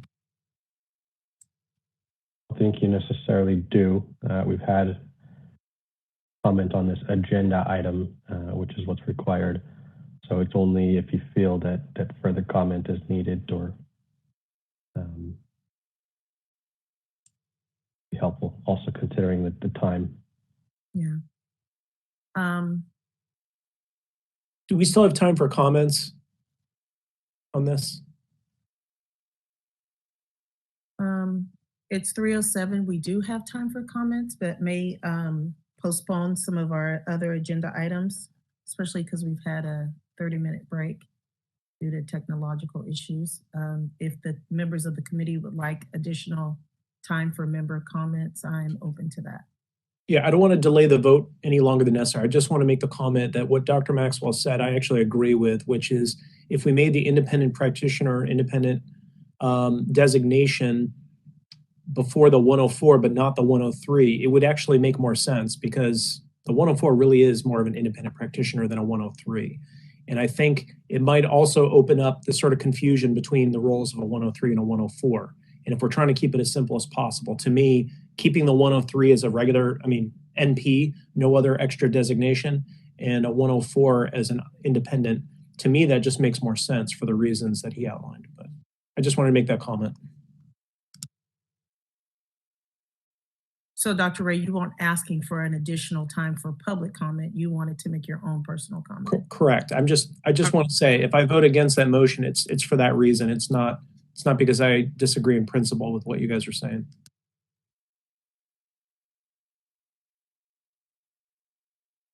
Okay, I'm going to ask for a vote. Okay, Dr. Edward Ray. I vote no. Sally Pham. We've lost her again. This is Reza. Just for the record, did we get a second? I may have missed that. We did. Who was the second? Griffin was the second. Thank you. Jan Griffin. Dr. Espinoza. Betha Schnell. No. Dr. Kevin Maxwell. Gambles Farr, chairperson, no. And with that being said, we do not have a motion that passed as it relates to naming MPs 103 and 104 as independent nurse practitioners. You could at that point, Samantha, if you choose to try to get another vote, or we can leave it as is, and I will communicate this to our board. I'm going to ask if there's any additional calls for motions at this time as it relates to this agenda item. Yes, please. I move that we adopt the designation as independent nurse practitioner for the 104 category of nurse practitioner under AB 890. Okay. Second that. Any additional discussion prior to our vote?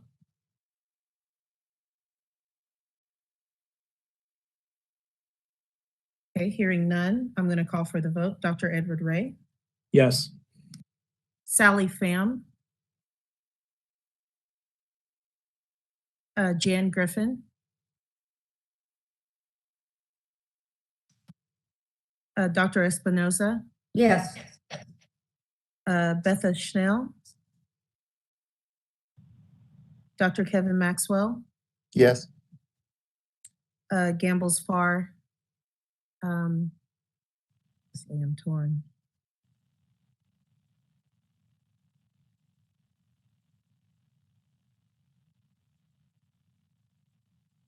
No. So with that being said, one, I didn't hear Sally Pham. Did she vote? she's not present on the call at this time. So just to recount the vote, Dr. Edward Ray was affirmative, Sally Ray was absent for vote. Jan Griffin was yes, Dr. Espinoza was yes, Betha was no, Kevin Maxwell was yes, and I was no, and therefore the motion passes to call nurse practitioners under business section 2837.104 independent nurse practitioners without specific designation for 2837.103. Those NPs will be continued to be identified as nurse practitioners, as well as those who currently practice with and continue to practice with standardized procedures. Just Did I say that correctly, Reza? Just a clarification. This is a vote to carry these naming convention recommendation to the board. This is not final and has not been adopted in regulation. So currently we'll continue to refer to these NPs as 103 and 104 NPs as we're going through this process until it has been adopted in regulation. Thank you, E.O. Melby, for that clarification. Okay, and I think we have completed agenda item 6.0.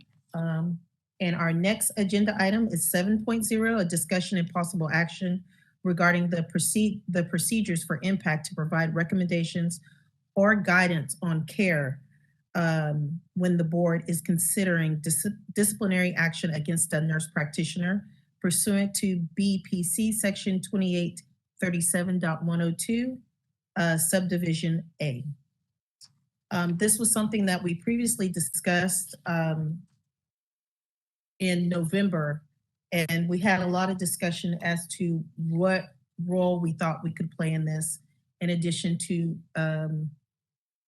looking at the disciplinary regulatory standing that was in practice and voting to continue to support that in the interim until we could figure out exactly what role we would be helping to assist the BRN as it relates to disciplinary actions for nurse practitioners.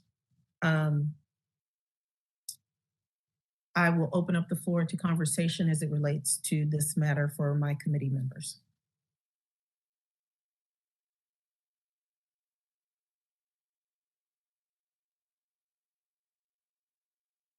Does everyone remember this conversation that we had? Yeah, I mean, I think. Sorry. Make a comment? Sure. Oh, I was just going to say, I think it would be helpful if the BRN, gave us some feedback on whether they want our input on specific issues as they relate to nurse practitioners who have been elevated to 103, 104 status and who run into perhaps issues that are specifically related to implementation of AB 890. So I'm not sure if we want to stick our necks out and say we want to be involved in every disciplinary case. Obviously, that would not be possible, but some recommendation from the board would be helpful. So I can provide some feedback here really quick. So in the AB 890, it said that you would be a part of all matters. That does include discipline. And your feedback can absolutely be considered in each one of the disciplinary cases by amending and updating our disciplinary guidelines. Having a voice in the discipline of nurse practitioners, and this is the same conversation I actually had with the nurse midwives this morning, is that we go by the disciplinary guidelines at the BRN. They've served the nurse midwives, the nurse anesthetist, the RNs, the clinical nurse specialist, as well as the nurse midwives. They've served them for years. We are in the middle of updating those disciplinary guidelines, and part of your motion at the last meeting when we voted on this was that you guys wanted to be involved in those update of the disciplinary guidelines and have specific instances called out related to nurse practitioners. That is definitely a way that this nurse practitioner advisory committee can have input on every single disciplinary case that goes forward. One of the concerns that Reza had brought forward, and he could jump in at any point here and add to it when I complete talking or whatever, is worrying about the efficiency, how quickly this can move forward. There are not many cases that actually go physically in front of our board members when looking at our complete licensees numbers, right? So they go through and they follow the disciplinary guidelines that have been put into regulation, that were passed by our board members, that were based on input from public members, that went through the Office of Administrative Law, et cetera. And so with these newfound independence for nurse midwives, as well as the pathway to independent practice for nurse practitioners, this is the perfect opportunity to update the disciplinary guidelines to allow for those specific call outs. There are a handful of cases that go actually into closed session with our board. And of those, not all of them are advanced practice RNs. Some of them are strictly discipline as an RN. There are other cases that go out for a board vote. Those are much more. And typically those board members, those board votes pass when there's an agreement with that. So I could, if you guys want me to, have our Chief of Enforcement, Shannon Johnson, come and kind of talk to you guys again on the process. I offered this up for the Nurse Midwife Advisory Committee, and that's what they've asked to happen for May. And we can do that as well and kind of share the disciplinary guidelines and the process around that and how you guys can update so that you guys are confident that you do have input. But by updating the disciplinary guidelines, you will have input on every single disciplinary case that comes forth for a nurse practitioner.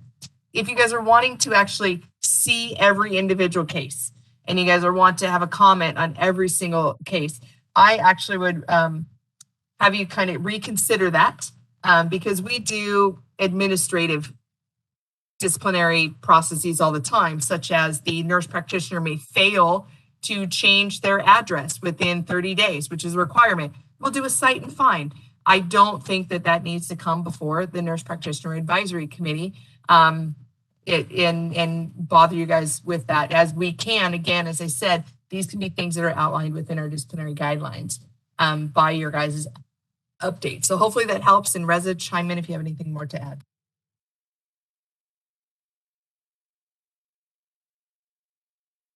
Not much. I'll just say that, again, yeah, this is kind of reiterating a conversation that we had this morning with the Nurse Midwifery Advisory Committee that is tasked with essentially this same thing to provide input on discipline cases involving nurse midwives. In both cases, one of the issues is just logistics and timing because under the statutory disciplinary process, there are pretty tight timelines for the board to take action on a discipline case. Otherwise, certain things are deemed to happen, such as the decision is adopted, et cetera. So having, as Lori said, if this committee were to review each and every individual case, that's an extra layer of things that needs to get done within that same time frame. So the case would need to be sent to the members of this committee. You'd need to review it and then just, probably have a meeting to provide your guidance. And then that would need to be sent to the board with time for them to review it and determine whether they want to adopt a decision or what they want to do. And if they want to discuss it, then that would need to take place at a scheduled board meeting. So it's a lot to happen within typically the greatest amount of time that we have is 100 days to adopt a decision, which may sound like a lot, but when it comes to scheduling board meetings and things like that, that goes very quickly. Also, an important point, and Lori kind of touched on this just now and also earlier today. I don't have statistics or anything, but I can speak based on my experience. Most cases, even the ones involving NPs, are not cases that necessarily stem from NP standard of care issues. A lot of the discipline cases are, for example, somebody had a conviction for a DUI or an assault or something like that, and that's unprofessional conduct that we can take discipline. There's no real kind of logical reason to treat that kind of a case any differently than any other RN. I mean, unless you think that there is, it's ultimately this committee's view on that. But the majority of cases are not necessarily standard of care. And the ones that are based on nursing practice, it may be that the person was working as an RN even though they are an NP, or it may be that they were working as an NP or even a 103 or 104 NP, in which case the guidance from this committee is going to be a lot more relevant than when it's just, a DUI case or something like that. So that's all I wanted to add. I saw a hand go up. Yeah. Reza, thanks for that. Question for you and Lori, what kind of numbers are you seeing in terms of how many cases come before the board on a given week or month? Just so we have an idea of how many we would be potentially looking at. Just say that are not related to things like licensure issues or, those kinds of administrative things. I unfortunately don't have even really a great estimate to give you. I'm sorry. I don't see all the cases that the board sees, but I see the ones that the board holds for discussion and reviews in closed session.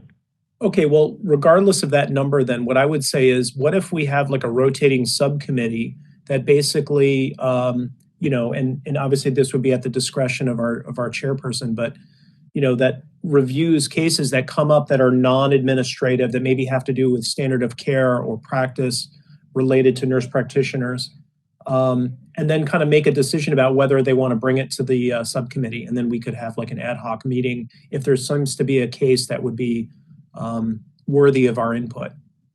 Just kind of throwing that out there as an idea.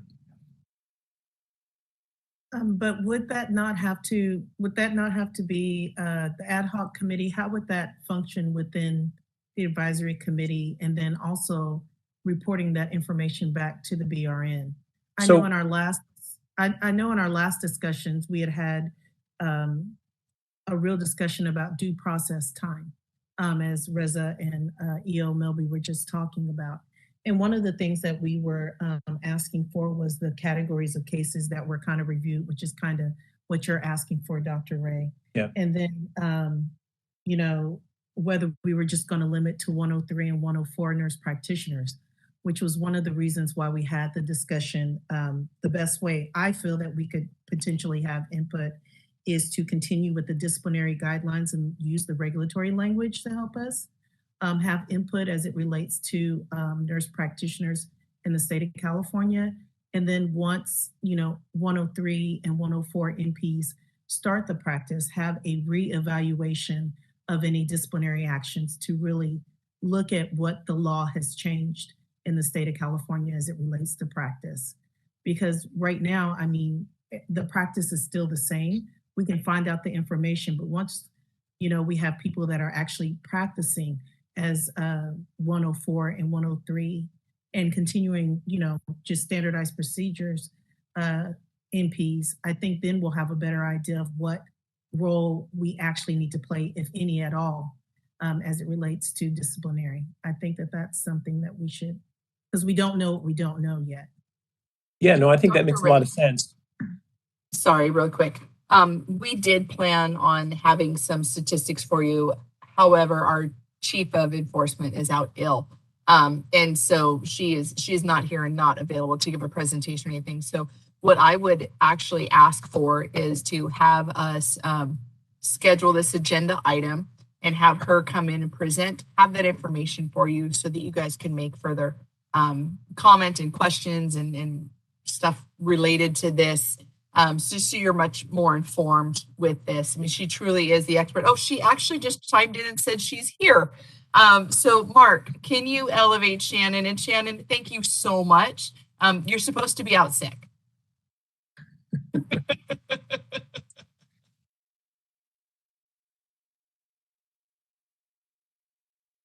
I'm supposed to be out sick. See, I don't have the statistics offhand, but if you're talking about discipline and you're looking at the whole picture, we discipline less than 1% of our licensee population. So if you take into account the ones that are nurse practitioners, it's very few and far between. And like Reza said, a lot of those cases are conviction cases where it's not standard of care. And I would also suggest that, and it may be helpful if in a future meeting that we actually give you guys time to review the disciplinary guidelines as they stand today. And then maybe we could go through them and talk about the areas in which might be really helpful for you guys to set some guidelines on criteria for discipline based on the advanced practice. Currently, we don't have anything. Everything is just basically RN, but we have talked in the past that it would be good to have sections that, have nurse midwifery, in a separate section or nurse practitioner in a separate section. And the way that we kind of do it is based on violation, the code section, we put what the minimum discipline should be, what the maximum discipline should be. And then it's normally up to our discipline analyst to negotiate those with the Attorney General's office. And we do that based on mitigation we receive. So I think that is a good outlet. You may want to look at something else. But right now, that would give you the opportunity to have a say in all advanced practice, nurse practitioner. That would give you the input on the disciplinary outcomes based on violation. And I could absolutely get those numbers for you next time, break them out. I used to report them at board meetings. However, we stopped doing that because it was so minimal. The number was so small that we stopped. I used to break out all of the advanced practice to show really how low the numbers were. Dr. Espinoza, you had your hand up. Thank you, Shannon. Ms. Johnson. Yeah, Ms. Johnson, I like the idea of seeing those, the guidelines that you have for disciplinary actions. I don't see, in my opinion, I don't see our purpose of getting involved in a direct disciplinary process as much as what, if any of them are scope of practice or unprepared practice, or however that might relate in our need to recommend revision on some of the regulations.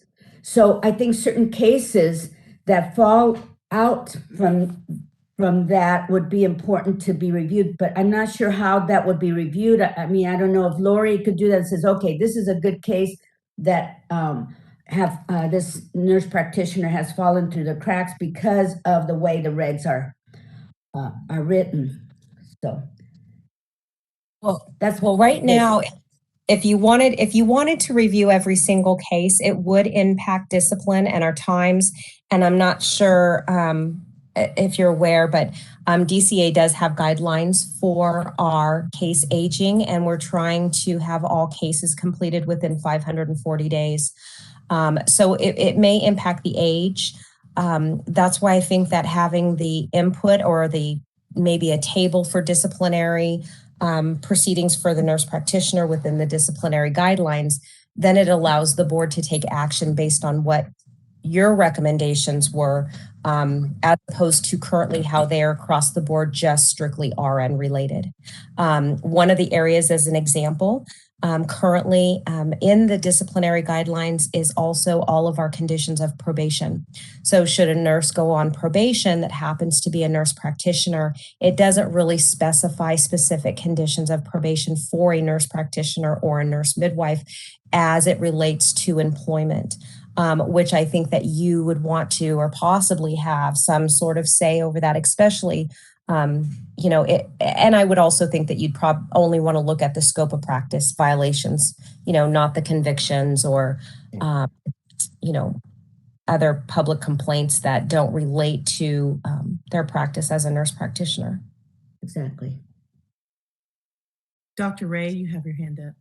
Yeah, I was just going to comment that I guess what I was proposing earlier, or at least food for thought in terms of how we might handle this, would be if it's burdensome for the BRN staff to kind of pick those kinds of cases that they'd like us to look at or review or comment on, that maybe we could have a rotating subcommittee. So, take turns since we're all busy and, the committee only meets so often, just maybe having a rotating subcommittee that reviews cases that come up and decide which ones to bring to the larger committee.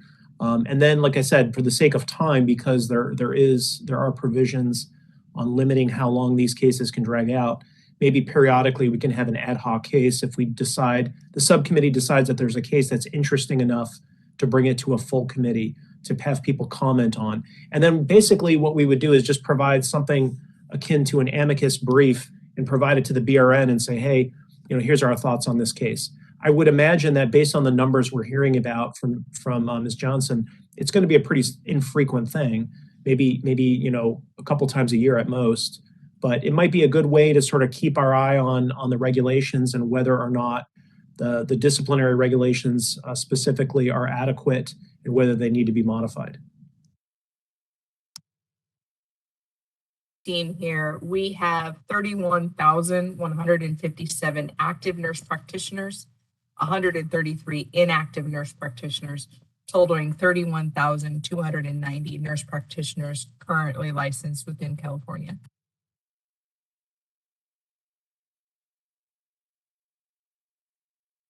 Thank you, E.O. Melby. I think at this time. Can I have a question? Yes. So if it's an active case, are we even allowed to comment or even, how does that, like when we discuss as a group or committee, isn't that all public? Then public can chime in. How does that, confidentialities and how does that then for the case? This is Reza. I can speak to that a little bit, assuming I understood correctly.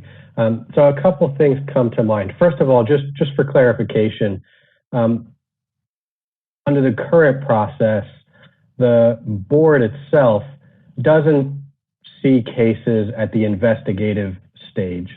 The board's enforcement unit, reviews complaints and works with the Attorney General's office on determining whether an accusation should be filed, and all that. The board staff, not the board itself, but the board's enforcement unit, specifically Loretta as the executive officer, stands in the shoes of the complainant in these cases. The complainant is essentially,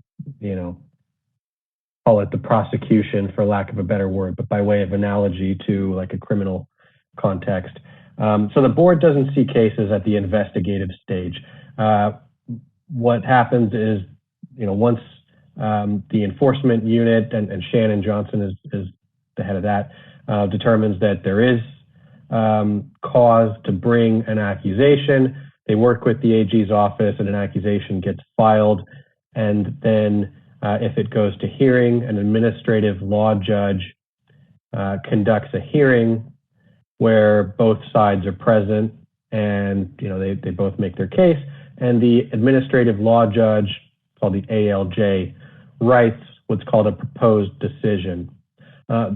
That's when the board actually sees the case. After the ALJ has written a proposed decision, that proposed decision gets sent to the board. The board reviews it and decides whether the board wants to adopt the proposed decision, reject it, or take one of a few other possible actions. So that's one thing. This committee, I would think, likewise, would not be involved at the investigative stage. You'd kind of have a similar role as the board, but before the board, gets to consider it. And there's some kind of technical legal reasons for that I could go into, but I'm going to refrain unless asked. Sally, as to your question about confidentiality, there is a provision in the Open Meeting Act that allows for a closed session to discuss disciplinary cases that are reviewed under the Administrative Procedure Act. And I think that would apply here as well. So if let's just say under Dr. Ray's kind of proposed model, if the subcommittee decides that a particular case is worth the entire committee discussing, it would have to happen within an NPAC committee meeting, but it could happen within a closed session of the NPAC. So public would not be privy to your discussions and deliberations and all that. Can I just add on that too, just so you're aware, every practice case we have, regardless of the advanced practice cert or if they're just an RN, we have an expert review all of the investigative materials, all of the evidence that's been provided, and they opine on those cases. So if it's a nurse practitioner, we have a nurse practitioner expert in that specific field. And the criteria for our experts are they have to be licensed, or in this case, certified for 10 years, working in that specialty for at least 5 with no discipline against their license. And so those are the criteria for an advanced practice expert. And again, every single practice case that does come across our desk does go to an expert prior to us sending it to the Attorney General's office.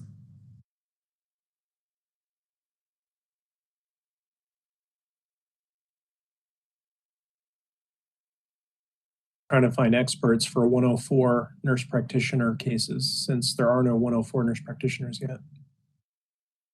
Yeah, we do have other areas too that it's very small. We do have areas that it is difficult to find experts.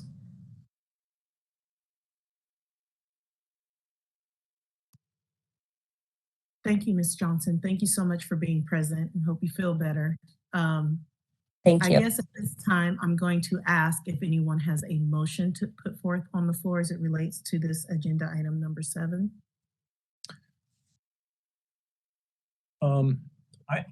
Does not need to be a motion. This could be information only. Yeah. Okay. As well, I think and anyone else, correct me if I'm wrong, I think the status quo is that for the time being, this committee has approved the use of the disciplinary guidelines and asked to be involved in the currently pending revision of the disciplinary guidelines to consider whether to incorporate anything into it that's specific to NPs. So that's the status quo. If there is no motion to take a different direction, that's where we're at. And then we can also schedule the next meeting to have a presentation with stats and such. Yes. And I think in addition to that, just having a little better timeline as it relates to typically how long it takes for this process to go through. Like, does it, like when the cases first comes out, the enforcement team, how long do they typically work on something? Because I think that will give us a better idea as far as, what the timeline will look like if we decide to have any input, or if we think that we need any input for a later time, just so we can make the best well-informed decision as it relates to any of these cases.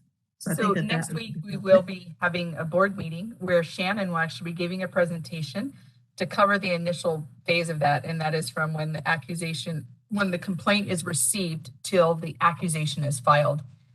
It will be WebExed and kept on YouTube for eternity. So what we'll do is once that is completed, we can send an email out to the NPAC members, letting them know that it's up and where it's located and what the minute timing it is, so that you guys can go and watch that specific section as well. Figure more information that you guys can get, the better prepared you guys will be, and the better you guys can discuss and make decisions around that. And there's that presentation. There's also, I'll go over the agenda item summary for enforcement, which includes a lot of statistical information. So that might be helpful for you as well. Sounds good. Any other comments from any other members of the committee? Okay, hearing none. BRN moderator, would you please open for public comment at this time? We will be opening for public comment now. I will be activating the question and answer feature. Please refer to the screen share for members of the public to see how they should type in their request for comment.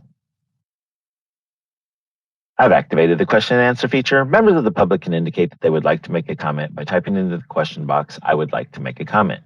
Please remember, you will have 2 minutes to make your comments. I will not give a reminder as your time approaches. I do not want to interrupt you nor cause you to lose your train of thought. I will mute your microphone and inform you that your time has expired, and we'll move on to the next member of the public. I'll pause for a moment for members of the public to type in, "I would like to make a comment." Yvonne Chung would like to make a comment. 1 second, please.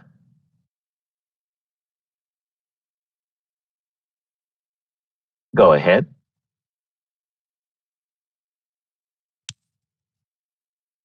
Hello, can you hear me? Yes, ma'am. Go ahead. Okay, great. Thank you. Yvonne Chung with the California Medical Association. If it's just on my end, yeah, it's kind of getting garbled up. I think. Comments to offer on your discussion. Sorry, can you hear me now?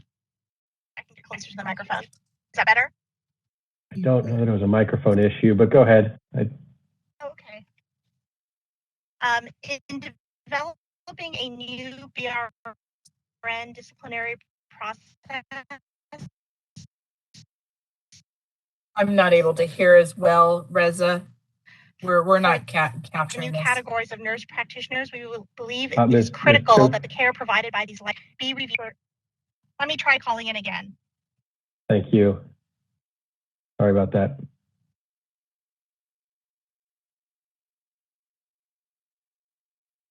Moderator, did we have anybody else we can go to and come back to, Yvonne? Okay. Nobody else. Did you want to just wait? I would defer to the committee chair, but maybe see how quickly she can perhaps we can sign out and back in. Couple yeah, she hasn't. Yeah, she hasn't disconnected. Okay.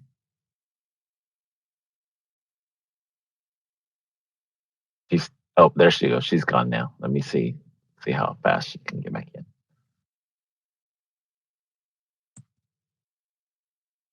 While we wait, I'll just unrelated topic for the committee chair and the committee members.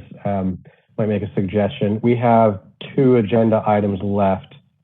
8.0 is regarding the fee for 104 NPs. 9.0 is an update from the Office of Professional Examination Services regarding the Occupational Analysis. Given the timing, I might suggest flipping the order of those and taking the OPES item 9.0 first. And if there happens to be time left, circling back. Just a suggestion. Thank you, Reza. Katrina Reyes would like to make a comment. Oh, hold on. Sorry. Go ahead. I appreciate the direction that the committee is going and seeking the NPAC's involvement as you look into modifying or amending the process. But I also want to provide urge that given that the new categories of NPs will be practicing with expanded authority, the appropriate standard of care and disciplinary action for all cases should be reviewed by those with the necessary expertise, which this committee has or may gain. As such, we urge that this committee serve as an expert reviewer for all cases related to NP disciplinary action that involves the standard of care. Thank you. Thank you.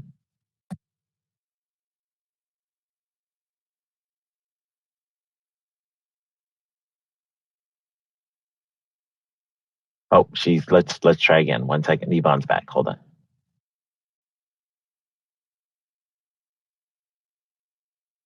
Go ahead, Ms. Chung. Hello? Yes, ma'am. Go ahead. Okay, great. In developing a new BRN, Yvonne Chung, California Medical Association. In developing a new BRN disciplinary process for the new categories of nurse practitioners, we believe it's critical that the care provided by these licensees be reviewed by expert reviewers who have the education, training, and practice experience to provide similar care to determine whether care was appropriate and consistent with state law and regulations governing their scope of practice. For example, physicians under investigation by the medical board are reviewed by other practicing physicians in the same specialty.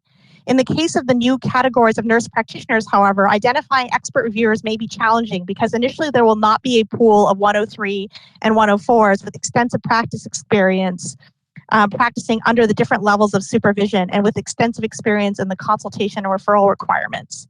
Over time, however, there may be a larger pool of 103 and 104 NPs to draw from. Simply having 103s and non-103s and 104s who practice under physician supervision and with standardized procedures serving as expert reviewers would not be appropriate because these reviewers would not have the clinical and practice expertise to determine if the care provided was outside the standard of care expected from a 103 or 104.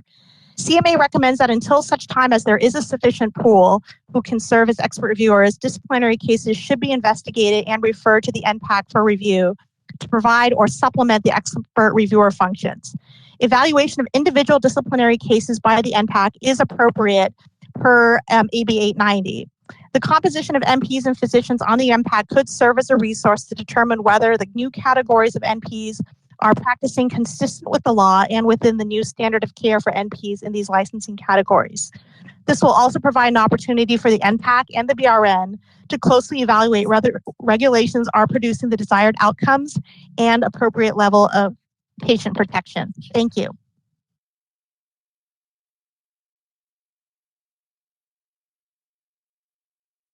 Thank you. Don Shinsky would like to make a comment. 1 second, please.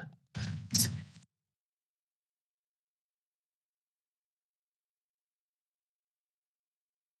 is Don Shinsky. Thank you. This is Don Shinsky on behalf of the California Society of Dermatology and Dermatologic Surgery. We just like to concur with the CMA comments. We do think the committee can play a useful role, an important role in reviewing all cases where standard of care is an issue.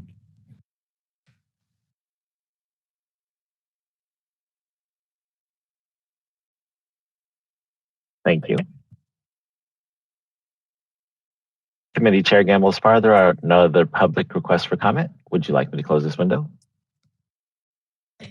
Close the window.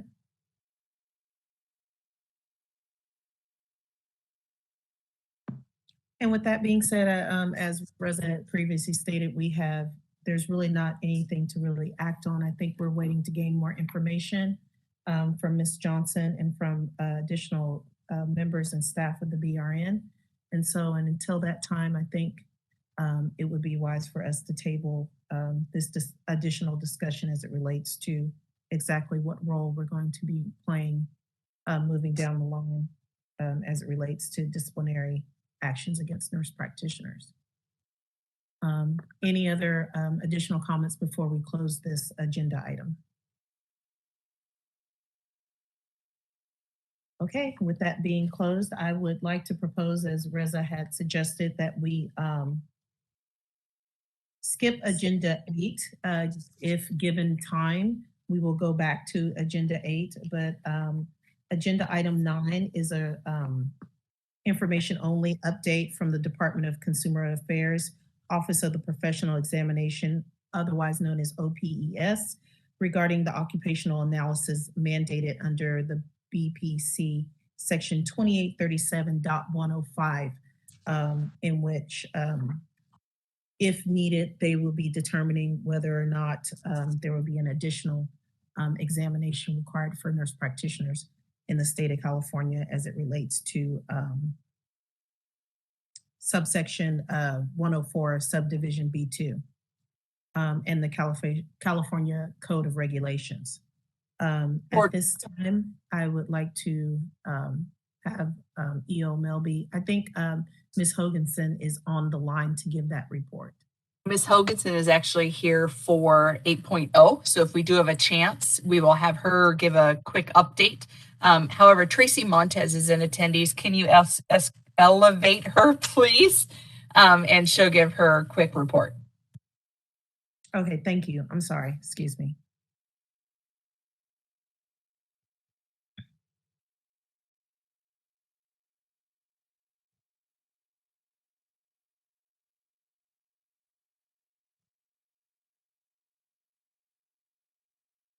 Good afternoon, and members of the committee. I'm Dr. Tracy Montez with the Office of Professional Examination Services, and I'm here to give you an update today. And I'd like to just start as a reminder, as mandated by AB 890, the California Board of Registered Nursing has contracted with OPS to conduct an occupational analysis of the nurse practitioner profession in California. In addition, the board has contracted with OPS to perform a psychometric review of 11 nurse practitioner certification examinations offered by 5 different certifying associations. The purpose of the occupational analysis is to provide a detailed scope of practice for California nurse practitioners and to determine if a supplemental examination for nurse practitioners is needed. The purpose of the national review of the certification examinations is to meet the requirements of Business and Professions Code Section 139. This code mandates that any examination used for licensure or credentialing in California must be evaluated for adherence to professional testing standards and guidelines. So to date, we, OPS, are completing the occupational analysis and the review of the examinations concurrently. So as far as the status of the occupational analysis project, all of our workshops have been completed with our subject matter experts, and a report is being drafted. Once that report is complete, it will be provided to the committee and to eventually the board, who at that time can determine how it would be distributed publicly. But it is intended to be a public document. The status of the National Review Project, we have signed non-disclosure agreements with all but one examination provider. So the non-disclosure agreement is essentially a contract between OPS and the various organizations to keep certain information confidential. That those agreements vary depending upon each of the respective certifying agencies or organizations, their rules and what information they share publicly, which they consider proprietary and so forth. So we do have all of those signed with the exception of one association. 2 psychometric review reports, and those are for PNCB. Their examinations have been drafted and are going through the editorial review. So we're very happy to have gotten that NDA signed quickly, and they were very generous in providing information to us. So have been able to move forward quickly with that review. As far as the other examinations, the test specialists at OPA are reviewing the information for those exams. Related to this is what we call linkage workshops, and that's where we look at what practiced in California and how it is assessed on these various 11 examinations. As of January 25th, specifically, all linkage study workshops have been completed. The results of these linkage study workshops are included with the national review reports. And again, those reports are being drafted as information comes in. It is an iterative process where OPS requests information. We examine it against, again, guidelines and standards. We may ask the providers to provide additional information or clarification of information. This is expected to occur during this month and most likely well into March. We're hoping to wrap up the project by spring. And again, the information will be shared with the committee and the board, but we will also be adhering to the non-disclosure agreements that have been signed between OPS and the respective certifying organizations. So again, we appreciate the partnership we have with these associations and the willingness to share information, and we are moving forward and happy to continue to provide your committee updates as needed. Thank you. Tracy, are you able to stay on during the discussion period between the committees in case they have further questions? Yes, I'm here till the end of the meeting. Wonderful, thank you. Thank you, Dr. Montez, for that update. We appreciate it greatly. I will open the floor to my fellow committee members for any questions that you may have regarding the report that we just received. Montez, you said that by spring we should know the answer or the occupational analysis? We should have the occupational analysis done, which is describing the scope of practice. As far as all of the analyses, that we may not have that fully completed yet. So again, several steps, but we're hoping by the spring to have identified the scope of practice. As far as the review of the examinations, that's going to take a bit longer. Again, that's really contingent upon the extent to which these certifying associations provide us information in our responses. Like I said, we still have one association that we have yet to sign a non-disclosure agreement. We keep going back and forth between our legal department and their legal department. So that's outstanding. Dr. Espinoza? Yes, Dr. Montes, what of the certifying associations that you've have participated, were any of them medical associations?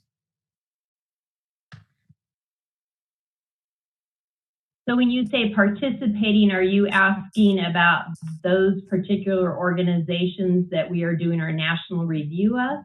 Yes. Yes. So we have the American Academy of Nurse Practitioner Certification Board, American Association of Clinical Care Nurses, American Nurses Credentialing Center, National Certification Corporation, and Pediatric Nursing Certification Board. So these are the certifying agencies that are offering the certification exams under consideration for this particular legislative bill. Physicians have been involved, medical physicians have been involved in terms of some interviews, and we will be having some follow-up workshops with them as well to include their perspective in addition to the individuals practicing in these various fields of under nurse practitioner. Okay. How extensive is this interviewing with the physicians? So it doesn't, so no organizations like the American Academy of Board certifying, nothing like that, but they're all like individual physicians that you've interviewed? Correct. We don't typically work with the larger associations. There has to be a finite number of groups that we work with.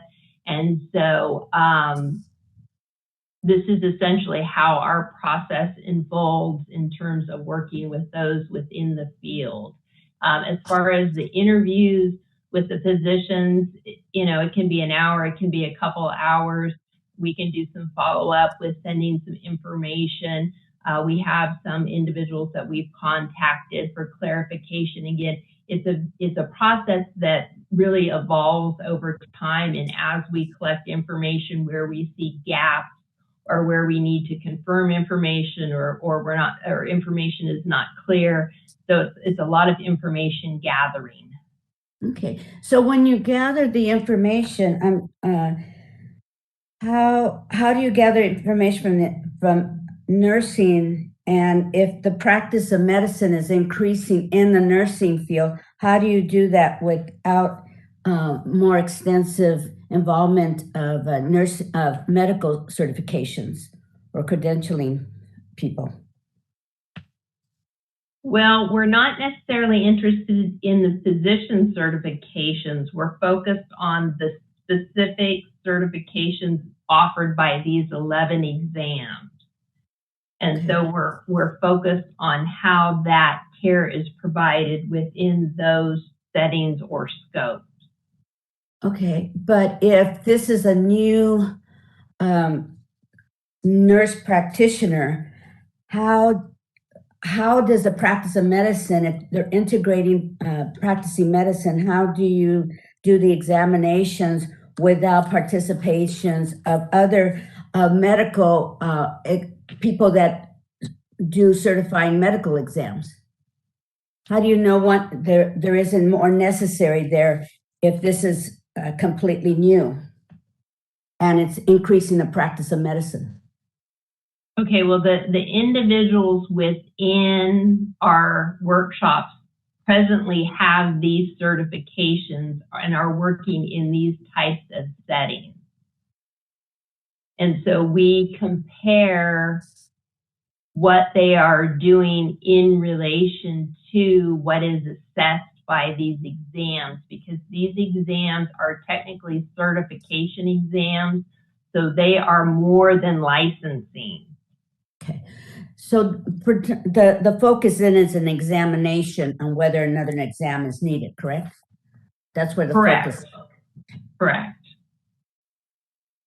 But we're focusing on what they are doing in terms of their practice and the difference of the skill set, their baseline versus what they're doing in this advanced setting, and how that compares to the examination and where there might be a gap from the initial certification and going into independent practice. Dr. Ray, you wanted to ask a question? Yeah, I mean, so thank you, Ms. Montez. Just to be clear then, or Dr. Montez, just to be clear then, I think what Dr. Espinosa was asking is, are these individuals in independent practice who are advising OPES? Are these nurse practitioners who are actually in this type of independent practice? No, because they're not licensed in California, so they're in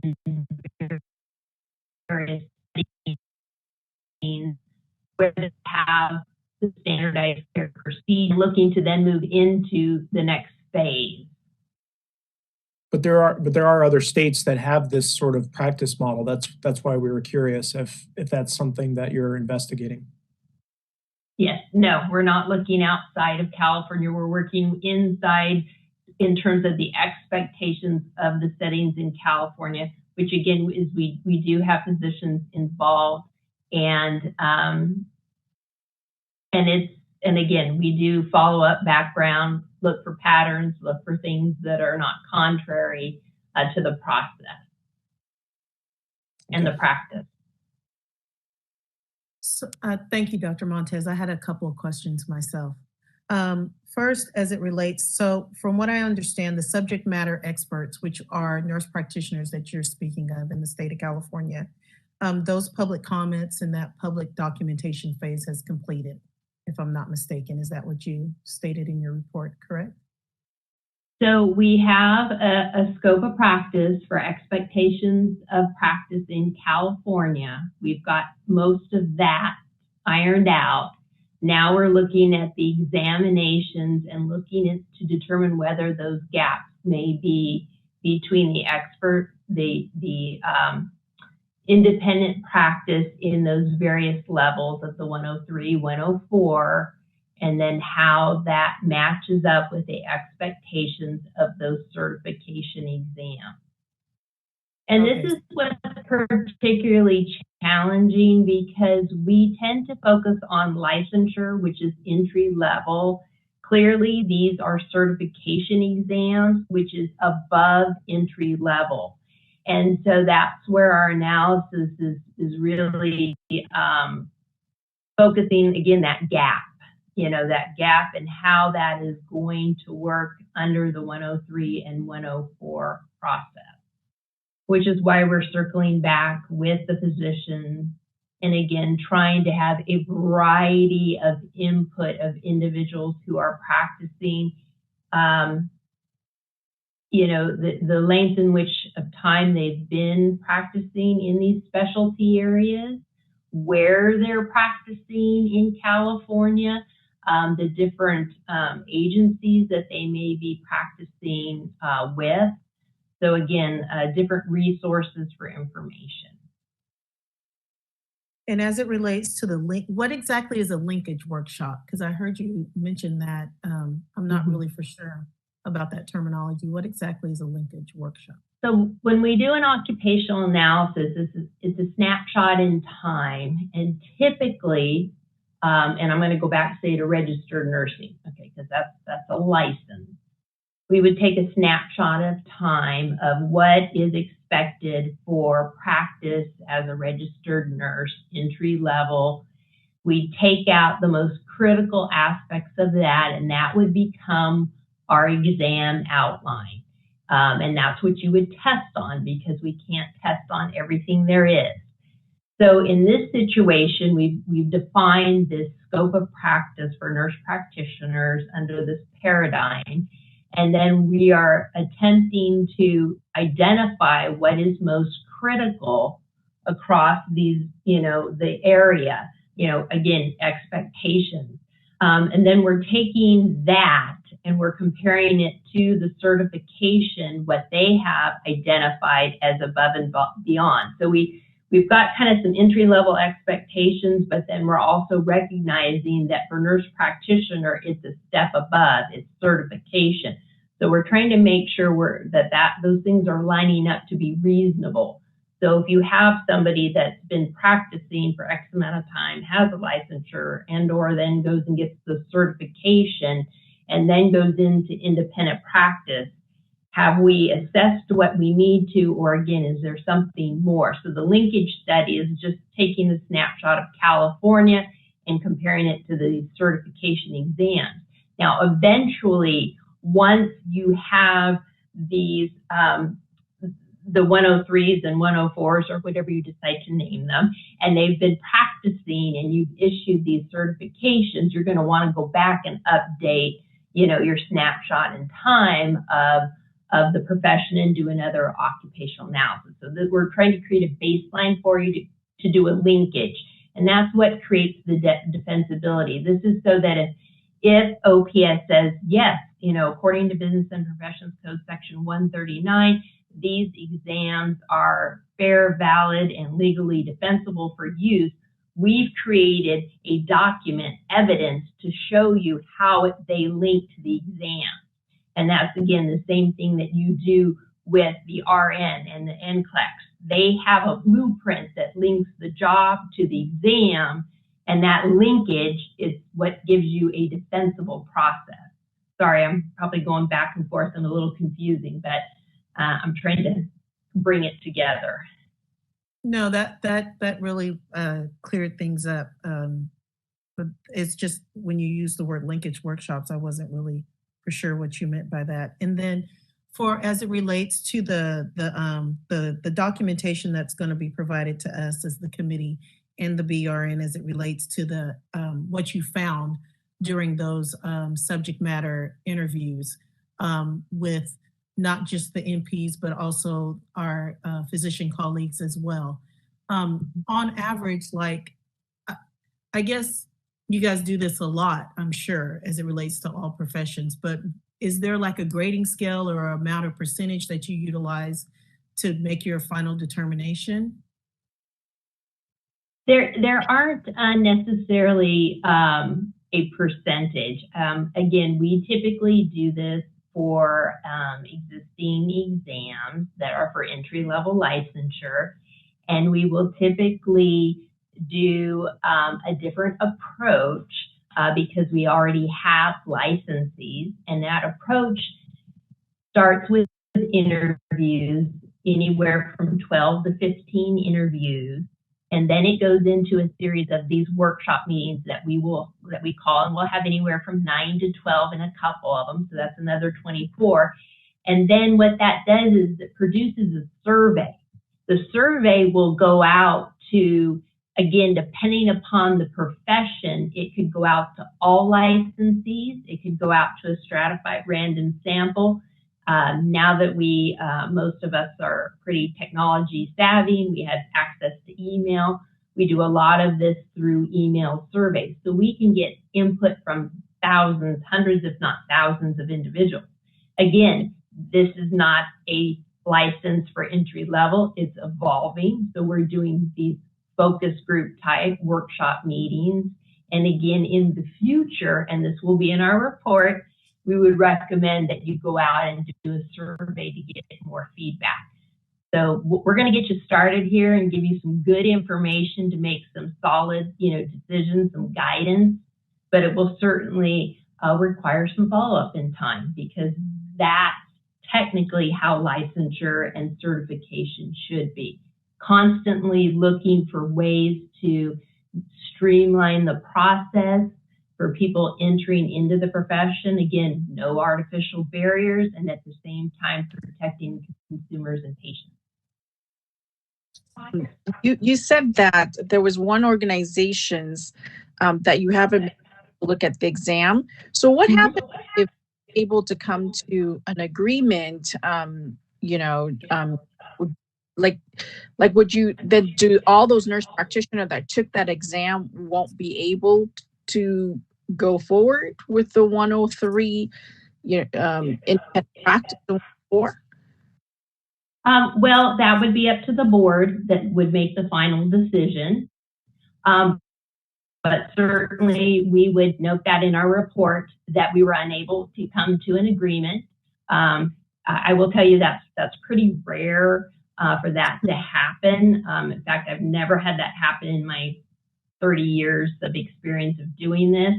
Although I will say that this has been the most challenging one to get signed. And again, we are very respectful of their concerns for their examination programs. They're $1 million, multi-million-dollar examination programs. So we certainly respect the integrity and confidentiality.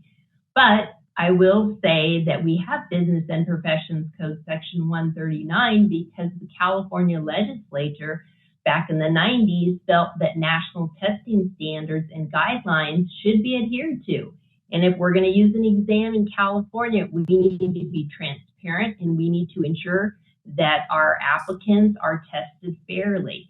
And so I'm in a situation right now with another board where I just gave a presentation and I was unable to give a lot of information in public session. I now have that association reaching out to me and is probably going to loosen the NDA so that I can share more and have a better dialogue with stakeholders. So again, it's a process of building trust and confidence. But like I said, we have 4 of the 5. One of them are almost through their exam. And so we're working hard because we don't want to have to do that. We don't want to have to share with the board that we didn't get their information. Thank you, Dr. Montez. Dr. Espinoza, I'll let you have a comment. Okay, Dr. Montez, Do the physicians that you interview, do they participate in the exam, take the exam as well? I don't know if they've taken the exam. We're not looking at exam questions. We're not looking at the exam. We're looking at all of the information to support the exam, all of the evidence to support the knowledge, skills, and abilities that are examined. So we'll look at exam statistics. We will look at how they develop their test questions. There's a methodology based on research. So everything we're doing is based upon research and how you develop a licensing or credentialing exam. So that's what we're comparing their process to that and asking critical questions with regard to that part of it. But we don't look at the test questions. So how does doing an exam give a person or give us assurance that since there's never been anything tested like this or evaluated before, how do we get reassurance that the nurse practitioner is able to work independently or have the competencies to work independently if it's never been done before? Certainly not in California. And you mentioned that there wasn't any, the information taken was from California, not from other states. So how is that, brought forward to say, okay, if we find these exams, blah, blah, blah, therefore they are able to be a nurse practitioner to practice independently. The big difference to me is the independence. And I think to myself that I'm more concerned of are there certain competencies that have been completed by the nurse practitioner or physician that allows them to practice independently? And I'm not sure an exam would show that, but or how can it show us that? Well, and that's a very good question, and that's what we are investigating. We're hoping to give you some guidance so that you can make that decision, because I think that things like the transition to practice is going to be very important. I think, just as you said, the distinction between independent practice is going to be a large factor in all this. We know that these exams are operating well in other states. I'm assuming that the authors of the legislation had done their homework, which is why these particular examinations and organizations were brought forth. But you are correct in that there is a piece of the puzzle missing, and that is that transition to independent practice. So like I said, we're going to do our best to identify what's happening now and what the certifying examinations are doing and what that gap looks like and what we would recommend as a testing or testing expert. Again, we may not have all the answers, but we hope to give you good information to facilitate your decision making. Thank you, Dr. Montes. You're welcome. Any additional questions for Dr. Montes, who is so graciously answering all of our questions? Thank you so much. Any other questions? Okay. Melby, this is not, as this was informational only, is there a pause for public comment? We will have to take public comment and then ask to adjourn. We will move agenda item 8.0 to the next NPAC meeting. Thank you. Yes, thank you. As well as agenda item 10.0, regarding the regulatory package update. Yes, correct. Thank you. No worries. With that being said, BRN moderator, will you please open for public comment at this time? Public comment now. I will be activating the question and answer feature. Please refer to the screen share for members of the public to see how they should type in their request for comment. I've activated the question and answer feature. Members of the public can indicate that they would like to make a comment by typing into the question box, "I would like to make a comment." Please remember you will have 2 minutes to make your comments. I will not give a reminder as your time approaches. I do not want to interrupt you nor cause you to lose your train of thought. I will mute your microphone and inform you that your time has expired, and we'll move on to the next member of the public. I'll pause for a moment for members of the public to type in, "I would like to make a comment."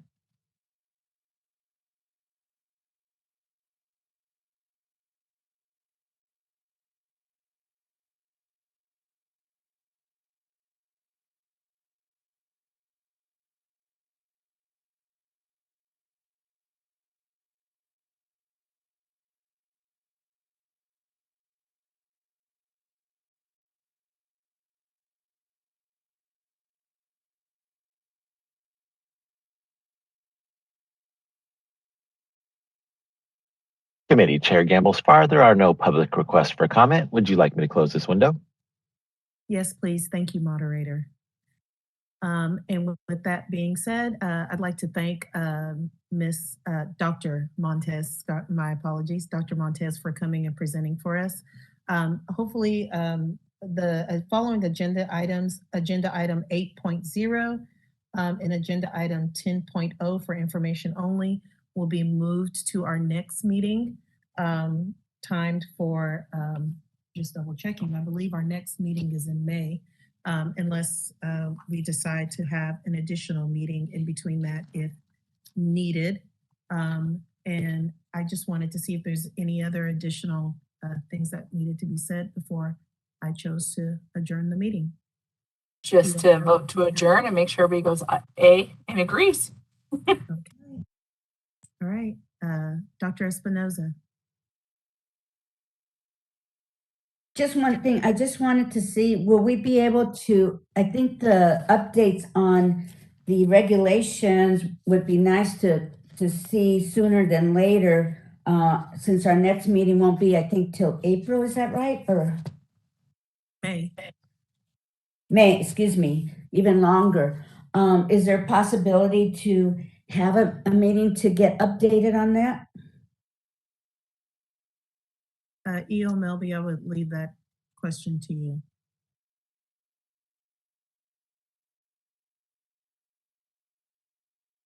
There will be regulatory updates at the board meeting.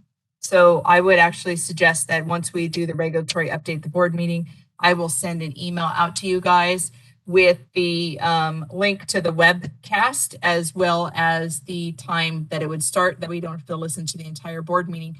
And then you guys can receive that regulatory update. There's not a lot going on at this particular moment. Part of the regulatory process is that we now have to develop a package and move it forward. And that is where we're at. So you're not missing out on much. I think May would be appropriate for an update for the NPAC, and that an additional meeting would not need to be held. And then what I will do is, as soon as I get any information from the board on any regulations, if there are any changes or whatever, I will email it back out to the group as a BCC so that you guys cannot reply all and partake in a meeting with Sierra Communication. Thank you, E.O. Melby, as well as the information for the disciplinary action and the guidelines revisions will also be in the BRN meeting. I believe that's next week, February 16th and 17th. There will be an update provided by Shannon Johnson. Your particular disciplinary guidelines and the process that we were discussing will just be added to the May agenda for you guys. And Shannon will be back to give more information on that. Okay, thank you so much. And so I will call for a motion to adjourn the meeting, please. Ed Ray. Thank you, Dr. Ray. May I have a second? Second, Sally Pham. Okay, calling to a vote, Gambles Farr, You can yes. just do all in favor, All in Samantha. favor. Aye. Aye. So adjourned. Okay. Thank you, guys. Thank you, guys. Thank you to all the members of the public.